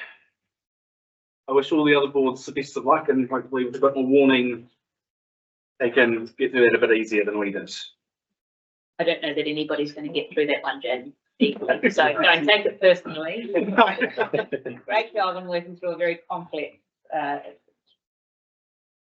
So this moves us on to page 36, agenda item 24.11.4, which is the update to the register of delegations. And that is Wayne. Welcome. I feel like this could be totally straightforward after that. Morning, everyone, and I take this report as read. So what we've done is, so council asked staff to take this around to each of the community boards, and also we had a workshop with council, and then we were asked, especially by the Cromwell Community Board, if we could bring the final version of sort of where we arrived at for a sense check before it goes to council on the 18th for the final time. So what I've got is in appendix 2 where we've arrived at, so looking for, if there's any further feedback or if people are pretty happy with where that is. Happy to take questions. Any questions? Tracy? Yeah, so I think this is page 3 of the actual report. Yeah. And where it says, now tell me if I'm being way too pedantic here, but where it says makes grants and donations, is that something that we need to say within the current budget, or is it just a given? Like, am I being? Now, later on, there's a comment about limitations on authority. Yes, I did see that, and that will cover that. And usually, and that's like, so, it does cover it in the. Yes, it does, that's right. yeah, And then, yeah. okay, the next part is, on the same page, limitations on authority. The community board power to act pursuant to this delegation is limited to matters which relate solely to the ward. Now, when I read the word solely, are we putting a limitation on something that can be done that is for the ward but will be used by people outside of the ward? Is that word too tight, or is it me just overthinking? Please, I'd like. So if it's solely for the people of the ward, it doesn't include the fact that people from outside the Vincent ward would like to use that thing too, or is that being too pedantic? Yeah, usually I take it to mean, you wouldn't be, looking at matters, that were to do with Manitoba. Okay. That's how I. That's how I, yeah. So okay. We're not being So too, it's solely to the. it's not too restrictive by the use there. I would have thought, so I was thinking the same, but I was thinking probably the other side of the coin a bit of saying, of not being too internally focused and disregarding the impact. If everyone did the same approach around all our boards, it'd be in the stock. So it's being cognizant of what else is happening around us. Okay. You know, Cool, that was all. yeah, vision too narrow. On the beach too narrow one. Or is that what we're supposed to do? It's handy having a lawyer. Are we supposed to be narrow? Well, Take to the other side. yeah, I mean, is there any wording you can think of that could, Or rather than solely with a focus or a, I don't mind if it's that because I just don't want it to be restrictive. I don't think it restricts. Okay. It's what the legislation basically dictates what our responsibilities are. I mean, we are basically responsible for a geographic area called Vincent. Okay. That's Cool. what's it. I'm happy with that. I just wanted to raise it just in case I was overthinking it. Any other comments or questions? Happy to move. Cool, thank you, Martin. Seconder, Tracy, Yeah. all in favour? Again, carries. Thank you very much, Wayne, for all your work on this since been close to a year now. So that now moves us on to page 43, item 24.11.5, grant budget recommendations. Got Dylan. Welcome. Thank you. Look, I'll take the paper as read. We obviously workshopped this not too long ago, so I'll open it up for any questions. Any questions? Yeah, sorry, Maggie. Just out of interest, our community grant there is looking at 38,000. What does it cost to administer $38,000? Just so our community knows what it costs, roughly speaking. Oh, no, it would be hard to judge off my head, but I'd be estimating it somewhere in the realm of probably $10,000.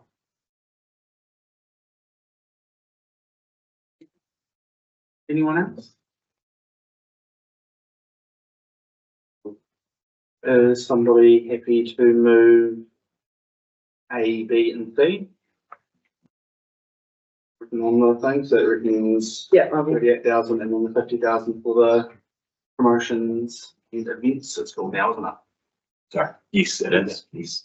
Tracy second, Di on favour. Against, carried. Thank you. These will feel really easy now.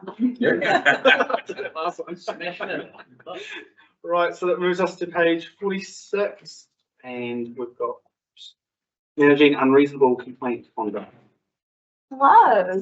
Welcome. Kia ora e te whare hapore, e aku rangatira tēnā koutou. Hello to the house of those gathered within it, and acknowledging that it's a community house, so that's quite awesome. For those of you who haven't met me, which isn't too many, I'm Alex Crosby, I'm the Senior Strategy Advisor, and we're talking through our customer resolutions work with you today. This is a new piece of work that we're aiming to have in place for 2025. But before we take it to those final processes that get it in place, we wanted to give all of our community board members the opportunity to have some feedback, because the most likely thing when we start using this program of work is that these customers will start interacting with you all. So I think Sarah has circulated 13 PowerPoint slides with you all. Just now, that's all right. And I'm just going to really basically talk you through an overview. I'll give you a second to open them up.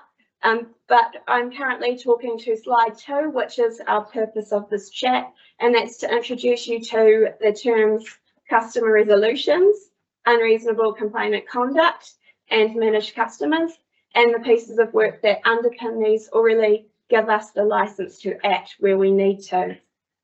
So I'll just check that it's got the slides in front of me. I only. No. So is this the COD? Can we use the COD send over Wi-Fi? Yeah, that's the one. Yeah. Okay, and then capital G. Yeah. There you go. It is in SharePoint as well. And I am listening, I'm not just playing on my phone, I've just got it on here. Right. So you just emailed that to us, have you? Yeah.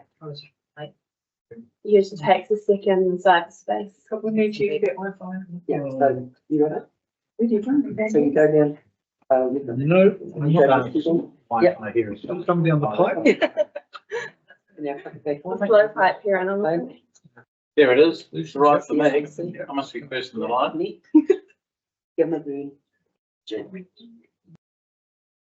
Hey, I'll just add to that. This has been a piece of work that's been floating around a fair while in council, hey, and I think even the last 3 or 5 years kind of.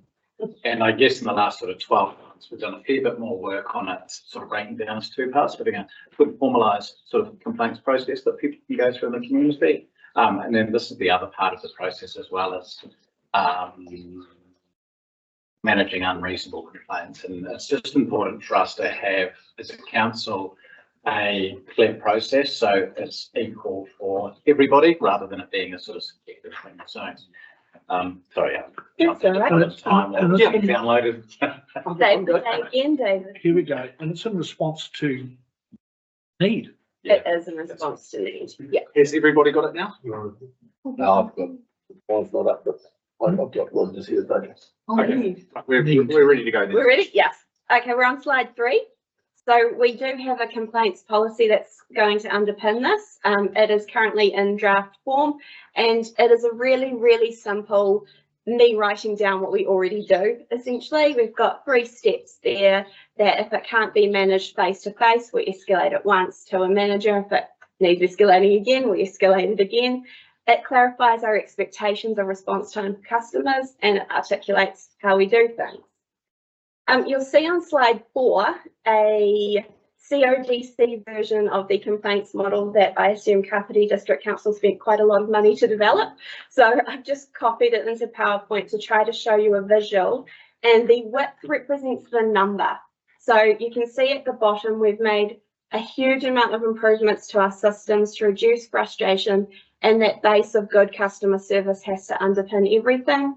We expect most complaints to be resolved in that level 1, and it reduces as you go up the steps. Any complainant to any public sector agency always has the right to get the Ombudsman to review the complaint. And then to the left, we've got our minimal, hopefully minimal use processes.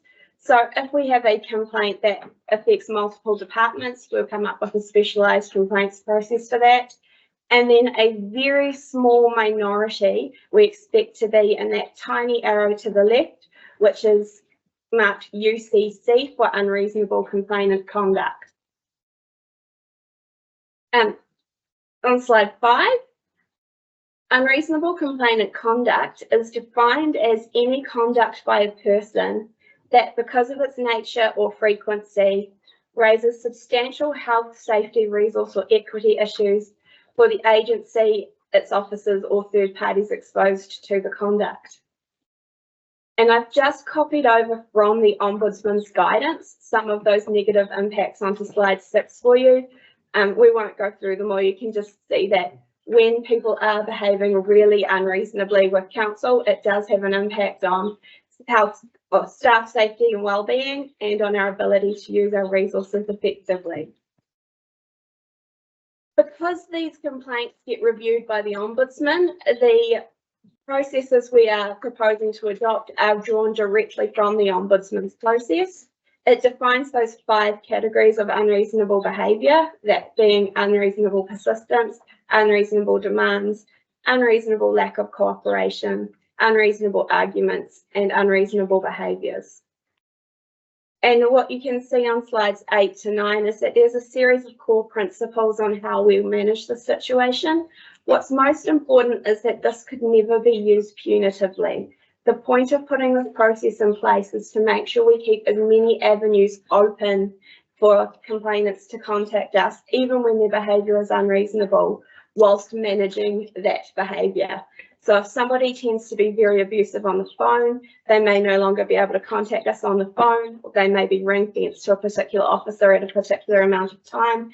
But the point is to make sure that there are still avenues open for other issues, like if there's sewer overflows, they can still contact us.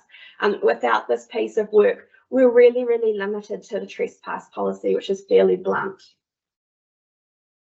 That I've just explained to you is really what I've got on slide 10. And then slide 11 is really to show you that there is a process here to make it fair to the customer.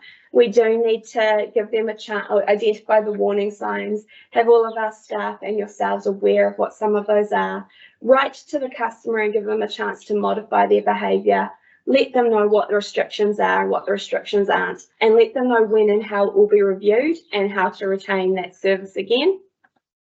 I've also just popped in on slide 12 because it's a good excuse to point it out, that as well as this behaviour having an impact on staff, we're aware it does have an impact on elected members as well.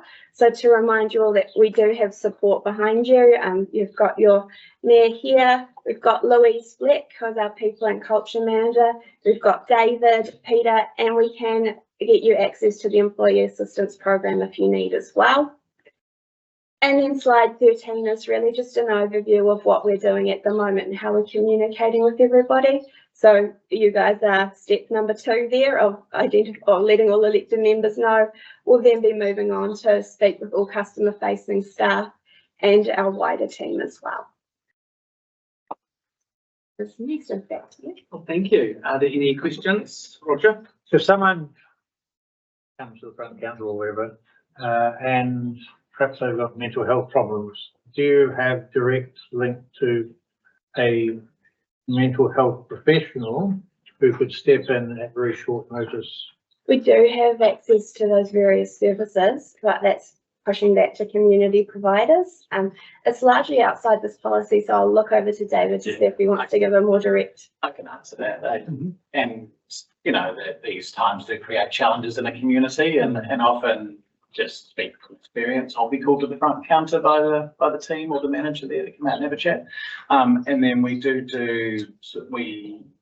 relationships with police and things like that, where they will go and do welfare checks and support there. So, it's definitely the exception, not the rule. We don't have a lot of people, I guess, present to frontline staff in that way, but it's, generally speaking, we work quite closely with the police when it comes to welfare, and then we do have sort of a quick card for our frontline staff about different services that are out there in the community for people. So generally it's also a case by case basis. There's not when it comes to mental health, there's not sort of one rule for all. So but the team are very well trained, I guess, from a de-escalation. Well, we've got constant training, you know, and hopefully going to be better and better to be able to work through and work through that kind of stuff. But it's also the load that it does from your employees and your staff as well. We've got to think about staff well-being. You know, everybody goes home to families and comes at night as well. So we're trying to get that balance right at the moment we can. Tracy?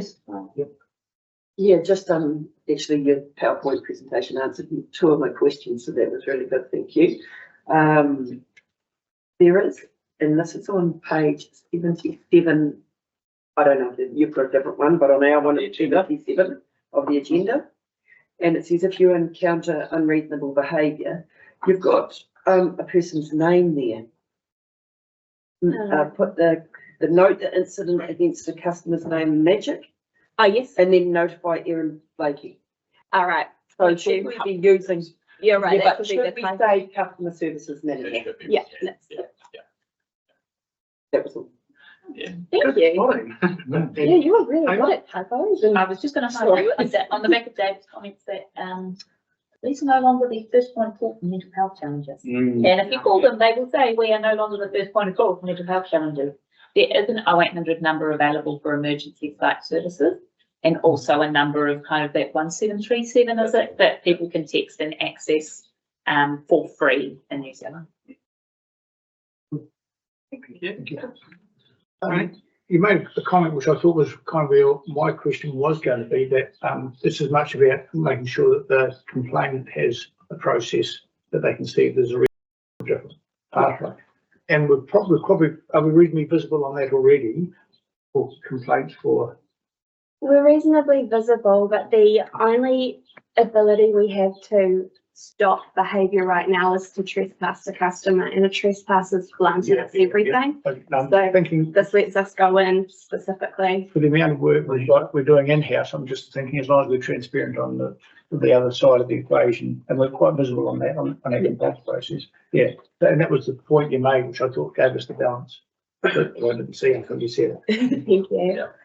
It's a highly subjective, however you want to slice it, it's subjective. So the fact that you mentioned that it wasn't going to be used politically, it's quite important. Yeah. That's really important. If we were to use it punitively, we could be overturned by the Ombudsman, who we've driven it from. So we just need to emphasise, even if you have someone and you say, why isn't David using this? It does have to be very careful, and we have systems underneath that will make sure we're always complying. All right. Can somebody move that we receive the report? Yep. Oh, thank you, Tony, and seconded Roger. All in favour? Yep. Against, it is carried. Thank you. And now page 78. We've got the Vincent financial report for the period ending 30 September 2024. And we've got Donna. Welcome. So I take the paper as being read. This is the financial report for 30 September 2024. There was an overall favourable variance of 239,000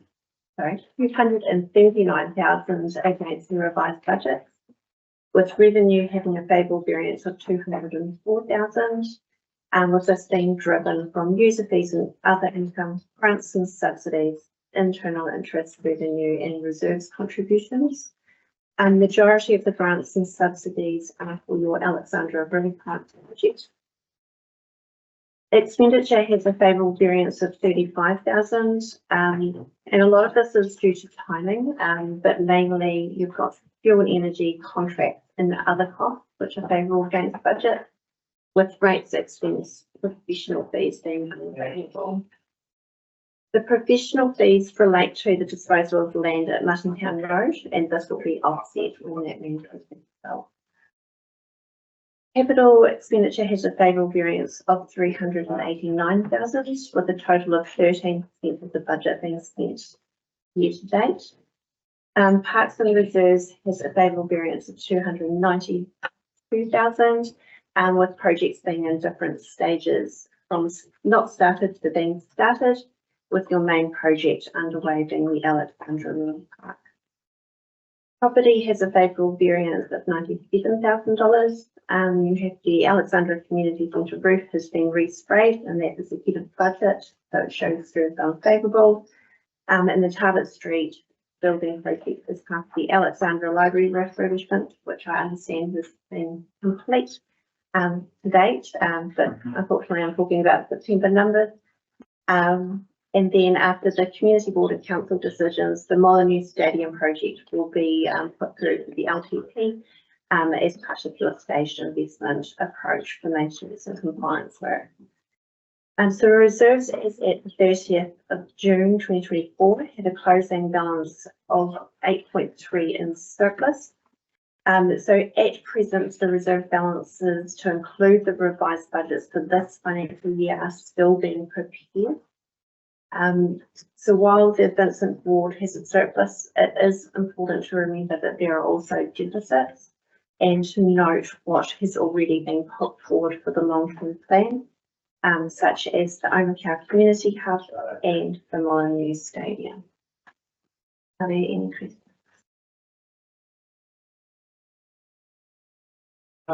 One, and that was just while you're doing the report, was there anything that stuck out to you that we should be keeping an eye on in the next quarter? So there isn't anything highlighting too much of an issue. So the main one was your professional fees, which discussed as being part of the Martin Town land disposal.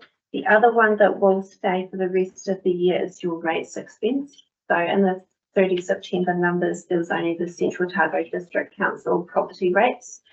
But there are also the Otago Regional Council rates through which we paid at the end of October.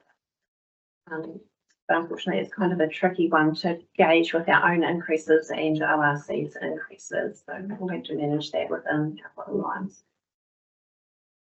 Just the 9K in the red for the camping grounds.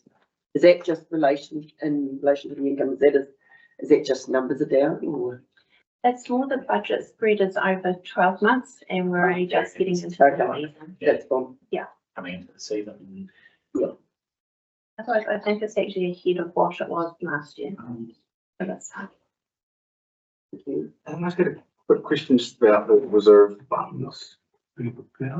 What at this stage is the plan from the finance sense side for the reserves in each ward's moving to district-wide rating? I mean, district-wide rating. That's one cool. So unfortunately, I do not know what the exact plan is. The likelihood is we will pull together something and bring it before the community boards and the council just to firm those up. At present, the plan is to keep all of the activities as they are currently listed ring-fenced within their activities until such time a formal decision on what we're going to be doing with those, whether we're merging them or not. And I can just add to that, at the moment, it's taking pretty busy with obviously the LTP and getting everything through the model. So as Don said, there are decisions that need to be made.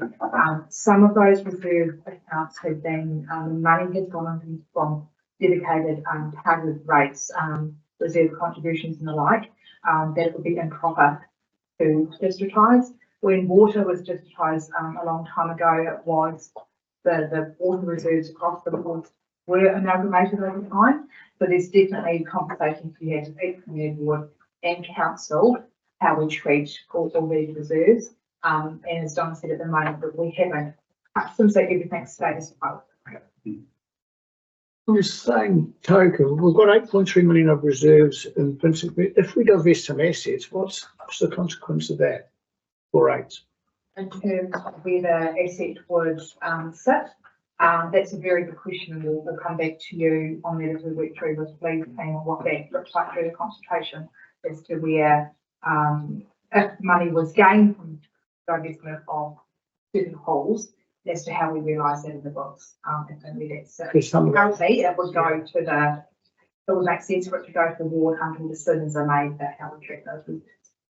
But for some of those assets, there will be a depreciation credit held against the boat there, which So what do we do? How do we sort of release it? What's the consequence? Well, I think part of sort of the resolution today is sort of considering that divestment, and then the team would go off and look at all the information, what's in the bank. I don't want to know the numbers, I just want to understand the process of what happens. Does it give us rates relief? Is it cash released? What is it? So in terms of some of the decisions ultimately that would be made in the LTP, as Lee and his team have outlined, some of that would have a direct rates impact, because we're not doing potentially not doing earthquake strengthening. So that would across the district lower rates. And then if we were to sell and get money from them, that's what we still need to have conversations with relevant community boards and council around how we treat that. So yes, potentially some rates relief from not having to do planned maintenance and work. Is somebody happy to move that we see that report? Yep. Thanks, Di. Second, Roger, all in favour? Carried. Thank you very much. Now, page 83, we've got community reports, so welcome. Thank you. There, I have got this typed, so I can see them. So you can just kick back in the lap. It's got an excellent last 6 weeks or so in this role. A few highlights and important topics to share with you all. On the 6th of November, there was an all of CODC emergency management exercise held in council chambers. It was centred on day 5 after a major event, an excellent opportunity for our people to have a practice of how everything will work in a major event, iron out some challenges and issues, and generally get a feeling for their individual roles. It was very well run and included multiple external agencies such as SPENS, Police, St John, Aurora, ORC, Defence Force, a couple of others too. It is almost guaranteed that at some point in our lifetime this will be a reality. These exercises are great on the ground training and it was very well received. It was timely that when Minister Mark Mitchell presented to local government recently, he highlighted that as a Minister for Emergency Management for the past 12 months, he has been to 8 declared state of emergencies. There's gold in them there hills behind us, and Santana Minerals intend to mine it. There is already a substantial amount of information out in the public space about this, and I encourage people across the district to access it. Santana Minerals have been running drop-in information sessions as well as putting information on their website. And Sustainable Terrace have also been providing a substantial amount of information on their website.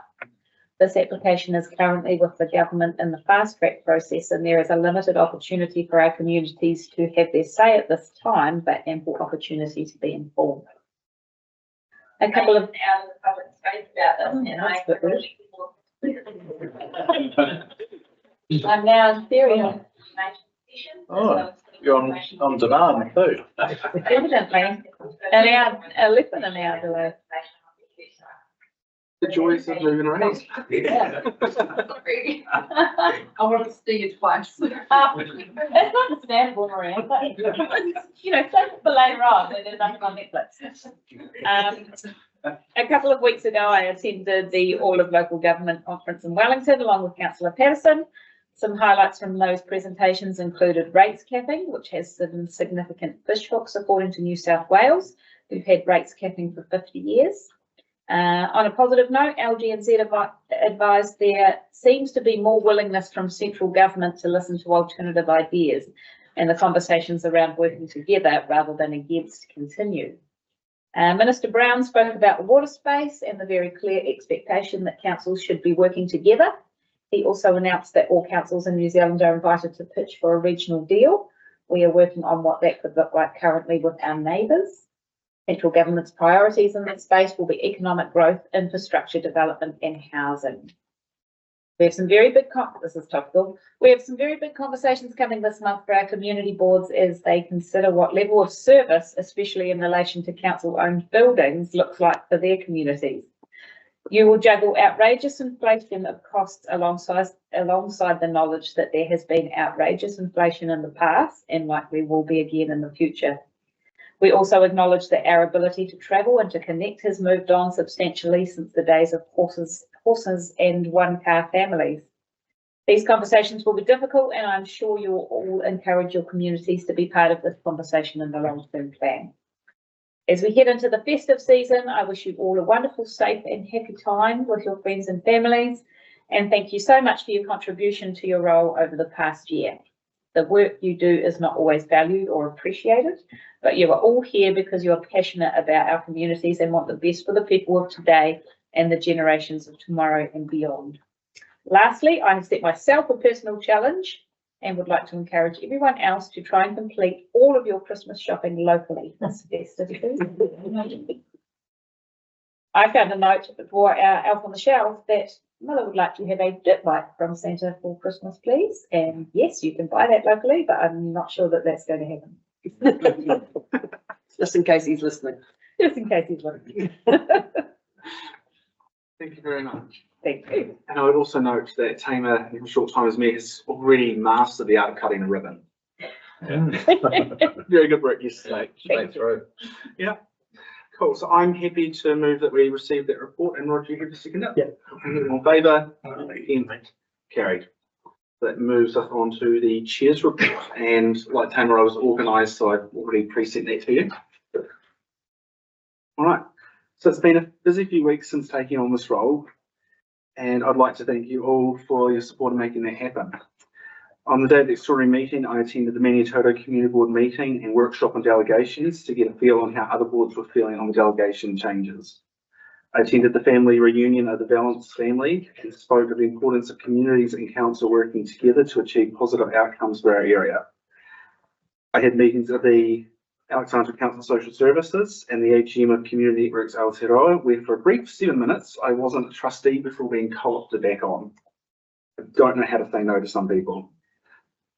I spent time getting around as many NGOs and businesses as I could for someone without a working car to get a better understanding of what is happening in our community. And from what I've seen, the Alex community is doing very well despite the current financial climate. I look forward to getting back on the road soon and seeing what is happening in the wider board. I spent some time with Paul and Donna from the finance team, building a better understanding of our financial position and working with them to find ways to ensure this board has a solid understanding of our financial situation and how the reports presented to us could look under our new rating system. I've also enjoyed spending time and getting to know a number of staff in CODC who make our jobs possible. I've spent time contacting members of the Manihikea Valley to ensure a good turnout for today. Upon taking the chair, I set the goal of bringing the VCB to our communities outside of Alexandra, and looking at the public forum today, I'd say that that was a success. So I'd really like to say a big thank you to all of those that came but are now gone. And a special thanks to Sarah and Wayne for making this happen as well. And I look forward to bringing the VCB to Clyde in the new year, all going to plan. And finally, in my short time in this role, I've been fortunate to see how positive and unique our communities are, and I'm grateful to have the responsibility to lead this board. I'm excited about the next 10 months and look forward to getting out and seeing and hearing more from our communities. I'm happy to move my report for received. For second, in favour? Yes, carries. Now we will move on to members' reports. We'll start with you, Roger. Cool. I attended the AGM of the last chance irrigation company, and the issue of the safety of dams is raising its head in a big way, making the irrigation process that much more expensive, questioning the feasibility of even continuing to irrigate certain areas of our district. So it's something of massive impact. Attended a meeting of the Keep Alexandra Clyde Beautiful, ran a meeting of the Creative Writers Circle, performed with the Central Otago Regional Orchestra in Wanaka and in Roxborough. I attended a meeting of the Alexandra District Museum Incorporated. I attended the AGM of the Central Otago Heritage Trust. Jaden and I met with Carol Gillians, who we heard from earlier, of Abbey Field, to discuss their plans for the housing facility. Attended a meeting of the Central Otago Reef Board, and in association with other trustees of the Jollendale Park Charitable Trust, I met with Pete Oswald of the Central Otago Wilding Conifer Control Group to assess the next steps for wilding control at the John Dale Park. The staged removal is the only thing that will work in that thing, unlike the half mile. So it's a different problem to the half mile. There are wilding conifer seed sources scattered amongst other trees, so you can't simply cut them down willy-nilly. So it's a bit of a more challenging environment. I chaired a meeting to plan sessions for the 2025 U3A, so that's looking very promising. I attended the refurbishing of the library, refurbished library reopening. That was well attended. Thank you. Thank you, Roger. Di? I attended the annual general meetings for the Alexandra Golf Club and the Alexandra Rugby Football Club, and very pleased to report that both these sporting societies are doing very well. I ran a tournament for a local insurance company in November, and we hosted just numerous groups in November to our golf course. It was just amazing, all of them from the North Island, but we would have put through probably 200 or 300 visitors from the North Island. So it's just people are coming here big time. I've also been talking with Otago Cricket, being the upcoming Super Smash. They take over our club rooms for a while, so just been working with them. And also, if you didn't know, we are hosting at Molly Park a New Zealand over 70s cricket tournament, which is about 150 players here for a week in early January. So I'm working with them as well. Thank you. Thanks, Di. Tony? In terms of the AGM of the Blossom Festival, standing room only, I think, almost. Well, in the front row. Also, Clyde Museum's AGM and to the Heritage Talks, which were oversold. They both were off the plan in terms of attendance. So they're excellent. Yeah, Martin. It was great to be at the opening of the refurbished library. Big shout out to all the staff involved, from both the frontline staff from the library and to those properties who managed this over the last 14 odd years. The feedback the boss gave me last night over the dinner table was people were stunned. The punters coming in, seeing it, were just totally overwhelmed. And I urge, if you haven't already been to have a look, go and have a look. It is beautiful. That's it. I don't have one today. It's okay. Tracy? I guess firstly, welcome to Lindley again from all of us, and congratulations on Jaden and Roger and Tamer for your new elevated positions. It's quite exciting, so hopefully the first month has been going well. I attended a combined Central Otago Health Services Limited and Central Otago Health Incorporated AGM. The reason why we did this is our first year to do this. We've done a combined AGM, is to lessen costs, and which we all are trying to do. So that was something that, and we felt that we would have there's a lot of synergies that go on with the two groups, so we combined them together, and that was well attended by the two groups. All right, I've just written this down and it's gone disappeared from my. As Tamer mentioned, went to rural and provincial and the combined sector meetings in Wellington, and reiterate that there is a very clear direction from government about working together that encompasses pretty much everything. And I also attended a Central Otago A&P show meeting. So second Saturday in February, same Saturday every year. So we would love to see as many of you there as possible, and it's shaping up to be a great day. Let's just hope that the weather gods, and I do believe it, I think it is there a golf tournament on the same, is that the one you were talking about? No, is that Waitingi, the weekend after Waitingi? No, it is the week after that. Second, it's always the second Saturday. Yeah, we have 260 here. So it's the 8th. Oh yeah. So there's 260 players playing at Alexandra, Dunstan and Plymouth. Interesting that weekend. Interesting that they're playing up there. I'm not sure. Okay. Yeah, we did know that there was a golf tournament on that. Yeah, big one there. Yeah.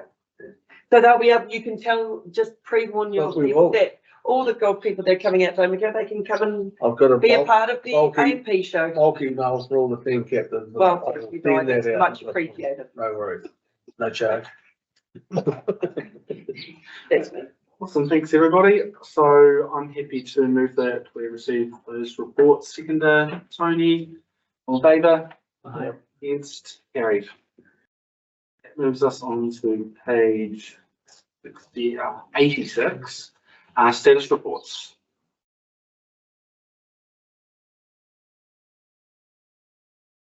Name on that? Any questions? I don't think we have any sort of following meeting. No. Looking through a few things. The page for the Dunstan back up to date with building things before. Everything back, stage 4. It's just the ceiling, isn't it? I knew it was going to be completed by the end of the year. Yeah. I think we expect it. We're happy to leave that report, Guy and Roger, all in favour? Against, carried. And last.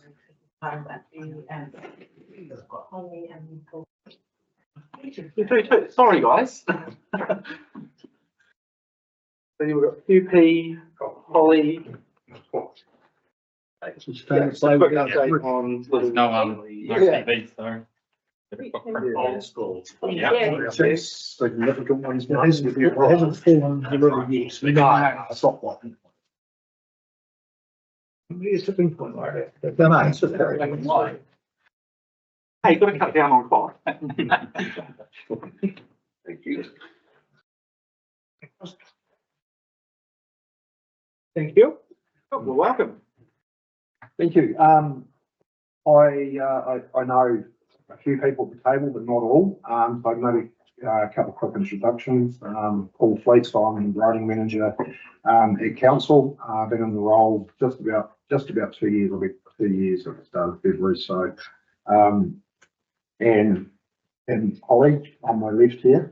Quick introduction, Holly. Yep, so I've been with council for the last 6 months and joined as the roading asset engineer. So what we wanted to do for the board today was just, I'm aware that you guys are aware of the project that's coming up with Honey Valley Bridge. You've been involved in the been processing LTP around it as well too. So we thought we have been now that we've received approved funding for that project, which was mid to late August from memory. Both Holly and myself and the wider team have been ticking off, some of the reasonably substantial prelim stuff that we need to work through. So a bit of an update. So the project's obviously replacement of the timber components on the bridge, the Little Valley Bridge. It'll be a 3-stage project. So stage 1 will be the upgrade, upgrade of Tuckers Hill Road, which is the existing track which runs parallel to the Mineral Care, with a current forward crossing over the lower Manaboo at Galloway. So we'll be looking at upgrading that road, including the provision of a temporary, almost all-weather full class 1 heavy crossing over the lower Manaboo at Galloway. So we say almost because you can never say never. You're dealing with a reasonably substantial waterway, and some of the flow analysis that we've managed to get our hands on, including peak flows in a high rate where there's a lot of water coming down the stream. So second stage will be obviously once we get that in place as an alternative route for almost all users, current users, using it the way they are. Will be replacement of the bridge deck, the beams and the railings. The bridge will be a full class 1 bridge on completion of it. So stage 3, which we had planned for 26-27, is actually strengthening of the piles on that bridge. So they're currently what they call mass concrete piles. So they have no reinforcing in them. So your seismic capacity / capability is, not as good. So, we'll be looking at, some design options, and there's some good stuff out on the market now, epoxy encapsulation, stuff like that, to actually get some seismic strength back into the bridge. So, funding of 3.55 million, which you'll be, aware of, that's been approved, so it's stage 1 and stage 2, approved as part of the 24-25 plan. So a bit of a status update and what we've been working on since early September. We had some early contractor involvement with Fulton Hogan, and that included a site walkover and just talking about initial constructability and assessment of that alternate route, really just to get a bit of a contractor's view on it. We've also engaged with Heritage New Zealand around the archaeological risk that is in that area. Obviously, it's very, very well known and obvious gold mining area. So we've been working with them. We're just waiting on final report from them, and we've had some initial discussions with Okaha on the assessment of that bridge and Tucker Hill. So we've initiated those conversations, but we'll provide them with more detailed information going forward. We also had a meeting with the Otago Regional Council on site, and that was with a view to get them to review what we're looking at doing at the Lower Manorburn. We do have a global consent to do works in around Fords, bridge structures and culverts, but there's certain times of the year that we are restricted that we can work in or near waterways, or in the time we're going to introduce silt or anything to the river. Bridge engineers been engaged to complete, they have completed the principal inspections, and just currently working on the design for the timber component replacements. Full survey of Tucker Hill Road's been completed on the alternative route, and subsequently that's identified parts of the current track alignment or road alignment actually cross into to other land parcels, so Contact Energy and Matangi Station in particular. So that's a little bit more of a degree of complexity, and also probably going to push time a little bit as well too, just talking to those landowners around that. So the design options for the Lower Manorburn crossing and Tucker Hill Road are progressing at the moment. And as I said, the October 2024 rainfall event probably particularly highlighted that there will be currently, with where the road is sitting, some areas that road will flood in high rainfall, and obviously we need to take that into consideration around how we mitigate that, or apportion risk to that in higher rainfall events. And obviously further to that, there'll be some geometric and drainage design around those areas, but across the whole alignment, to make sure that we are providing a good degree of resilience with that alternative route. Project timing. So there'll be a pretty extensive communication and engagement plan which will commence early in the new year. Tucker Hill Road and Lower Manorburn crossing design, we're expecting to see that in February. The detailed bridge design for the timber components, March 2025, and that includes a tender and contract document to go out for procurement for construction of the bridge works. Procurement and award mid-2025, construction of the Tucker Hill Road and Lower Manorburn crossing late 2025, and that date there in particular ties in with our restrictions on our consent to be actually working in and around that waterway. So the actual bridge construction works February 26 to April 2026.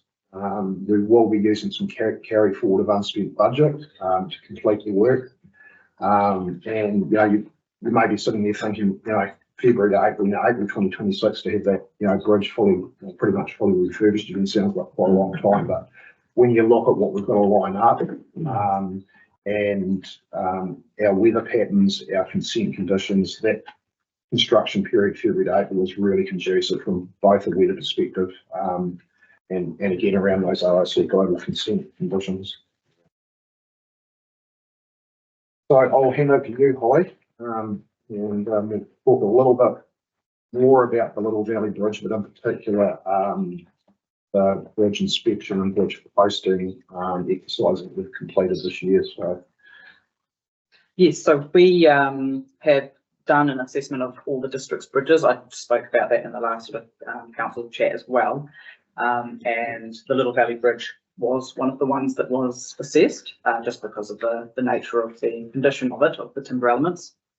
Due to the change in program, initially we weren't going to need to post it because we would have had potentially the Tucker Hill Road alternative route open. With us changing that program to tie in with the weather windows and everything, it does mean that we will need to post the bridge.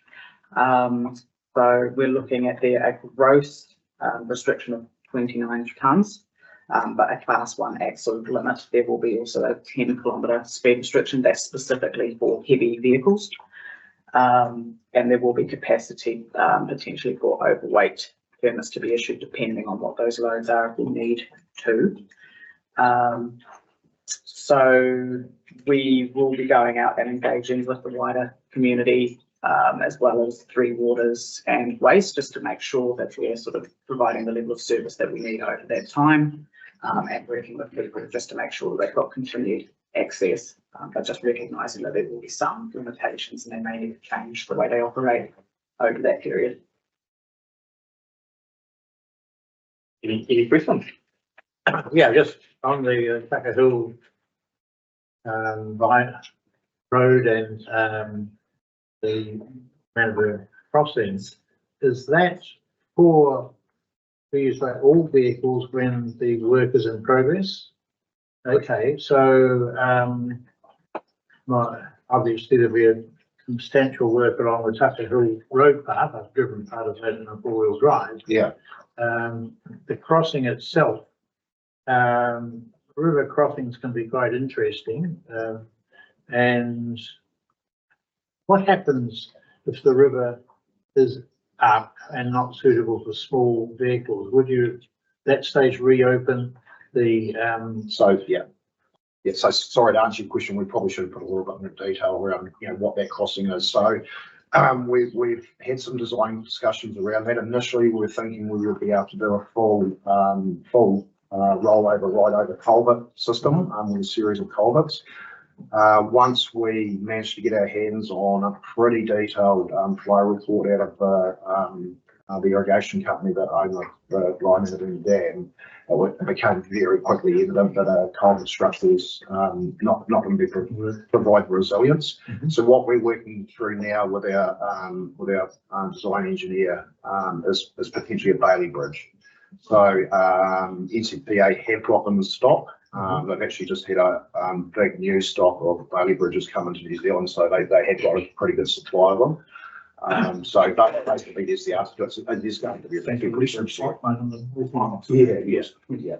And I guess a second part to that is working with the person doing the timber component design, because there could be a massive event during that time that still puts that route at risk through inundation from flood and or that Bailey Bridge at risk. So actually having a construction methodology as well that is conducive to, we've got a little bit of a window to see a bad weather pattern happening in terms of ensuring that bridge is passable. So working in sections so that it could be reinstated over 2 to 3 to 4 days if there was significant risk. So it does make potentially the construction more complex, but still less complex than potentially working on the hour to reopen to on the hour to reopen. The benefit of having that alternative route is they can just undertake the works sequentially, so to speak, work for a full day for the most part. And then yes, I think this is the importance of that weather window, having all our ducks in a row, having all the risks thought through, thinking through what if something did happen quicker than we expected, what can we put in place at short notice to ensure people can get places they need to go. So we have a temporary car park on this side and have a taxi service on the other side to run people to their house and back. Like, we need to work through all the different little options if anything did happen that prevented people access and different things like that. So yes, so there's a lot to it. communicate with Derek Shaw? Yes, absolutely. Police, fire, ambulance, all of the essential services and different things like that. We've also done an exercise and identified any key community members or people running businesses or different things in terms of midwives and different things like that that are located on that site. So yes, there's a lot of ducks to get in a row, hence that timing window. There's a lot of work between now and then. So yeah, get sorted. Just reading through your report or listening to your presentation, I was thinking if I lived on that side of the river, I would be starting to feel a little bit nervous. So I think the reassurances should come quite early in the in the public communication program. Fair comment. Yeah, absolutely. And that's the important thing is we start to look through what that route looks like, understanding what the construction methodology looks like. We need to sort of understand those pieces so we can go out with the right information.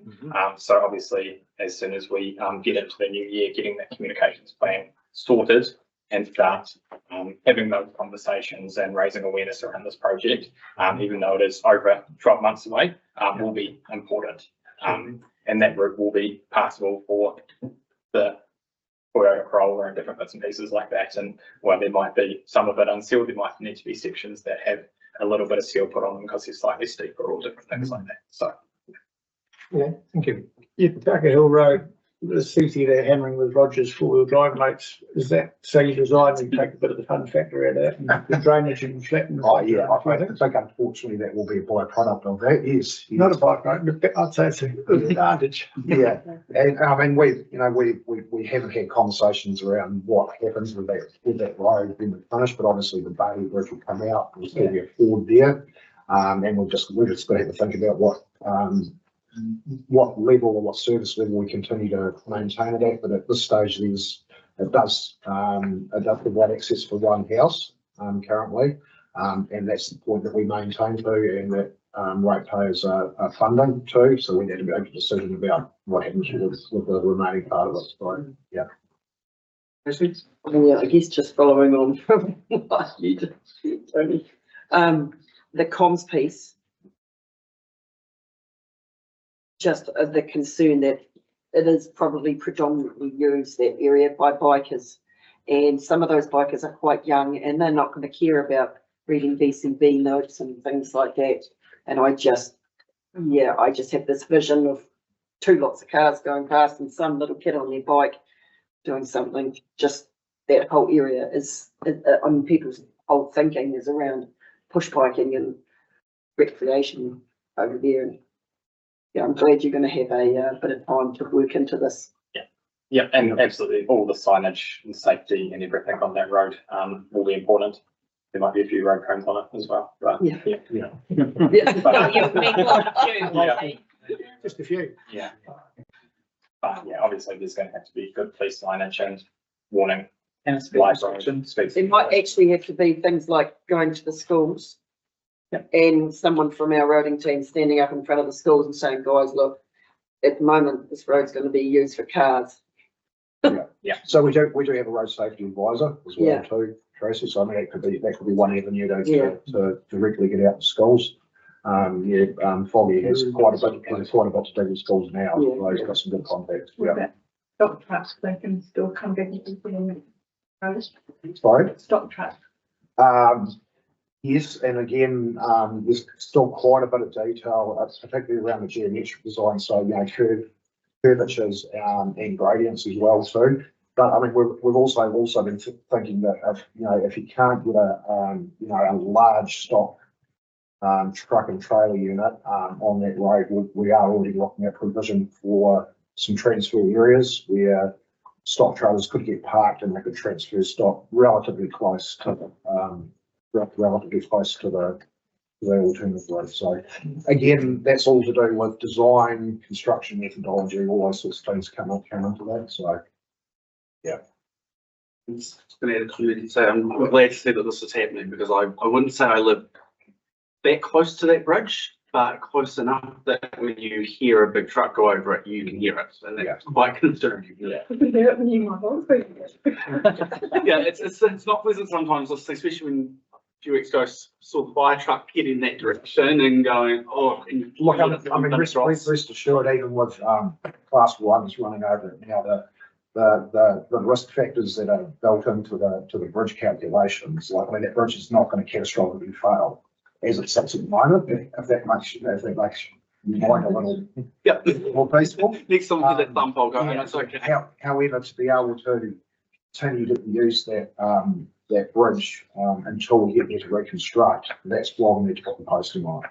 To try to basically lengthen that time out, because it's an end of life bridge, or near to end of life, so, yeah. Thank you very much. Thank you. And finally, just a reminder that the date of our next meeting is the 4th of February, and hopefully we can be in close to that one. You think that we have solved the problem? You think of the VCB, the old, Vincent? So that's our council building.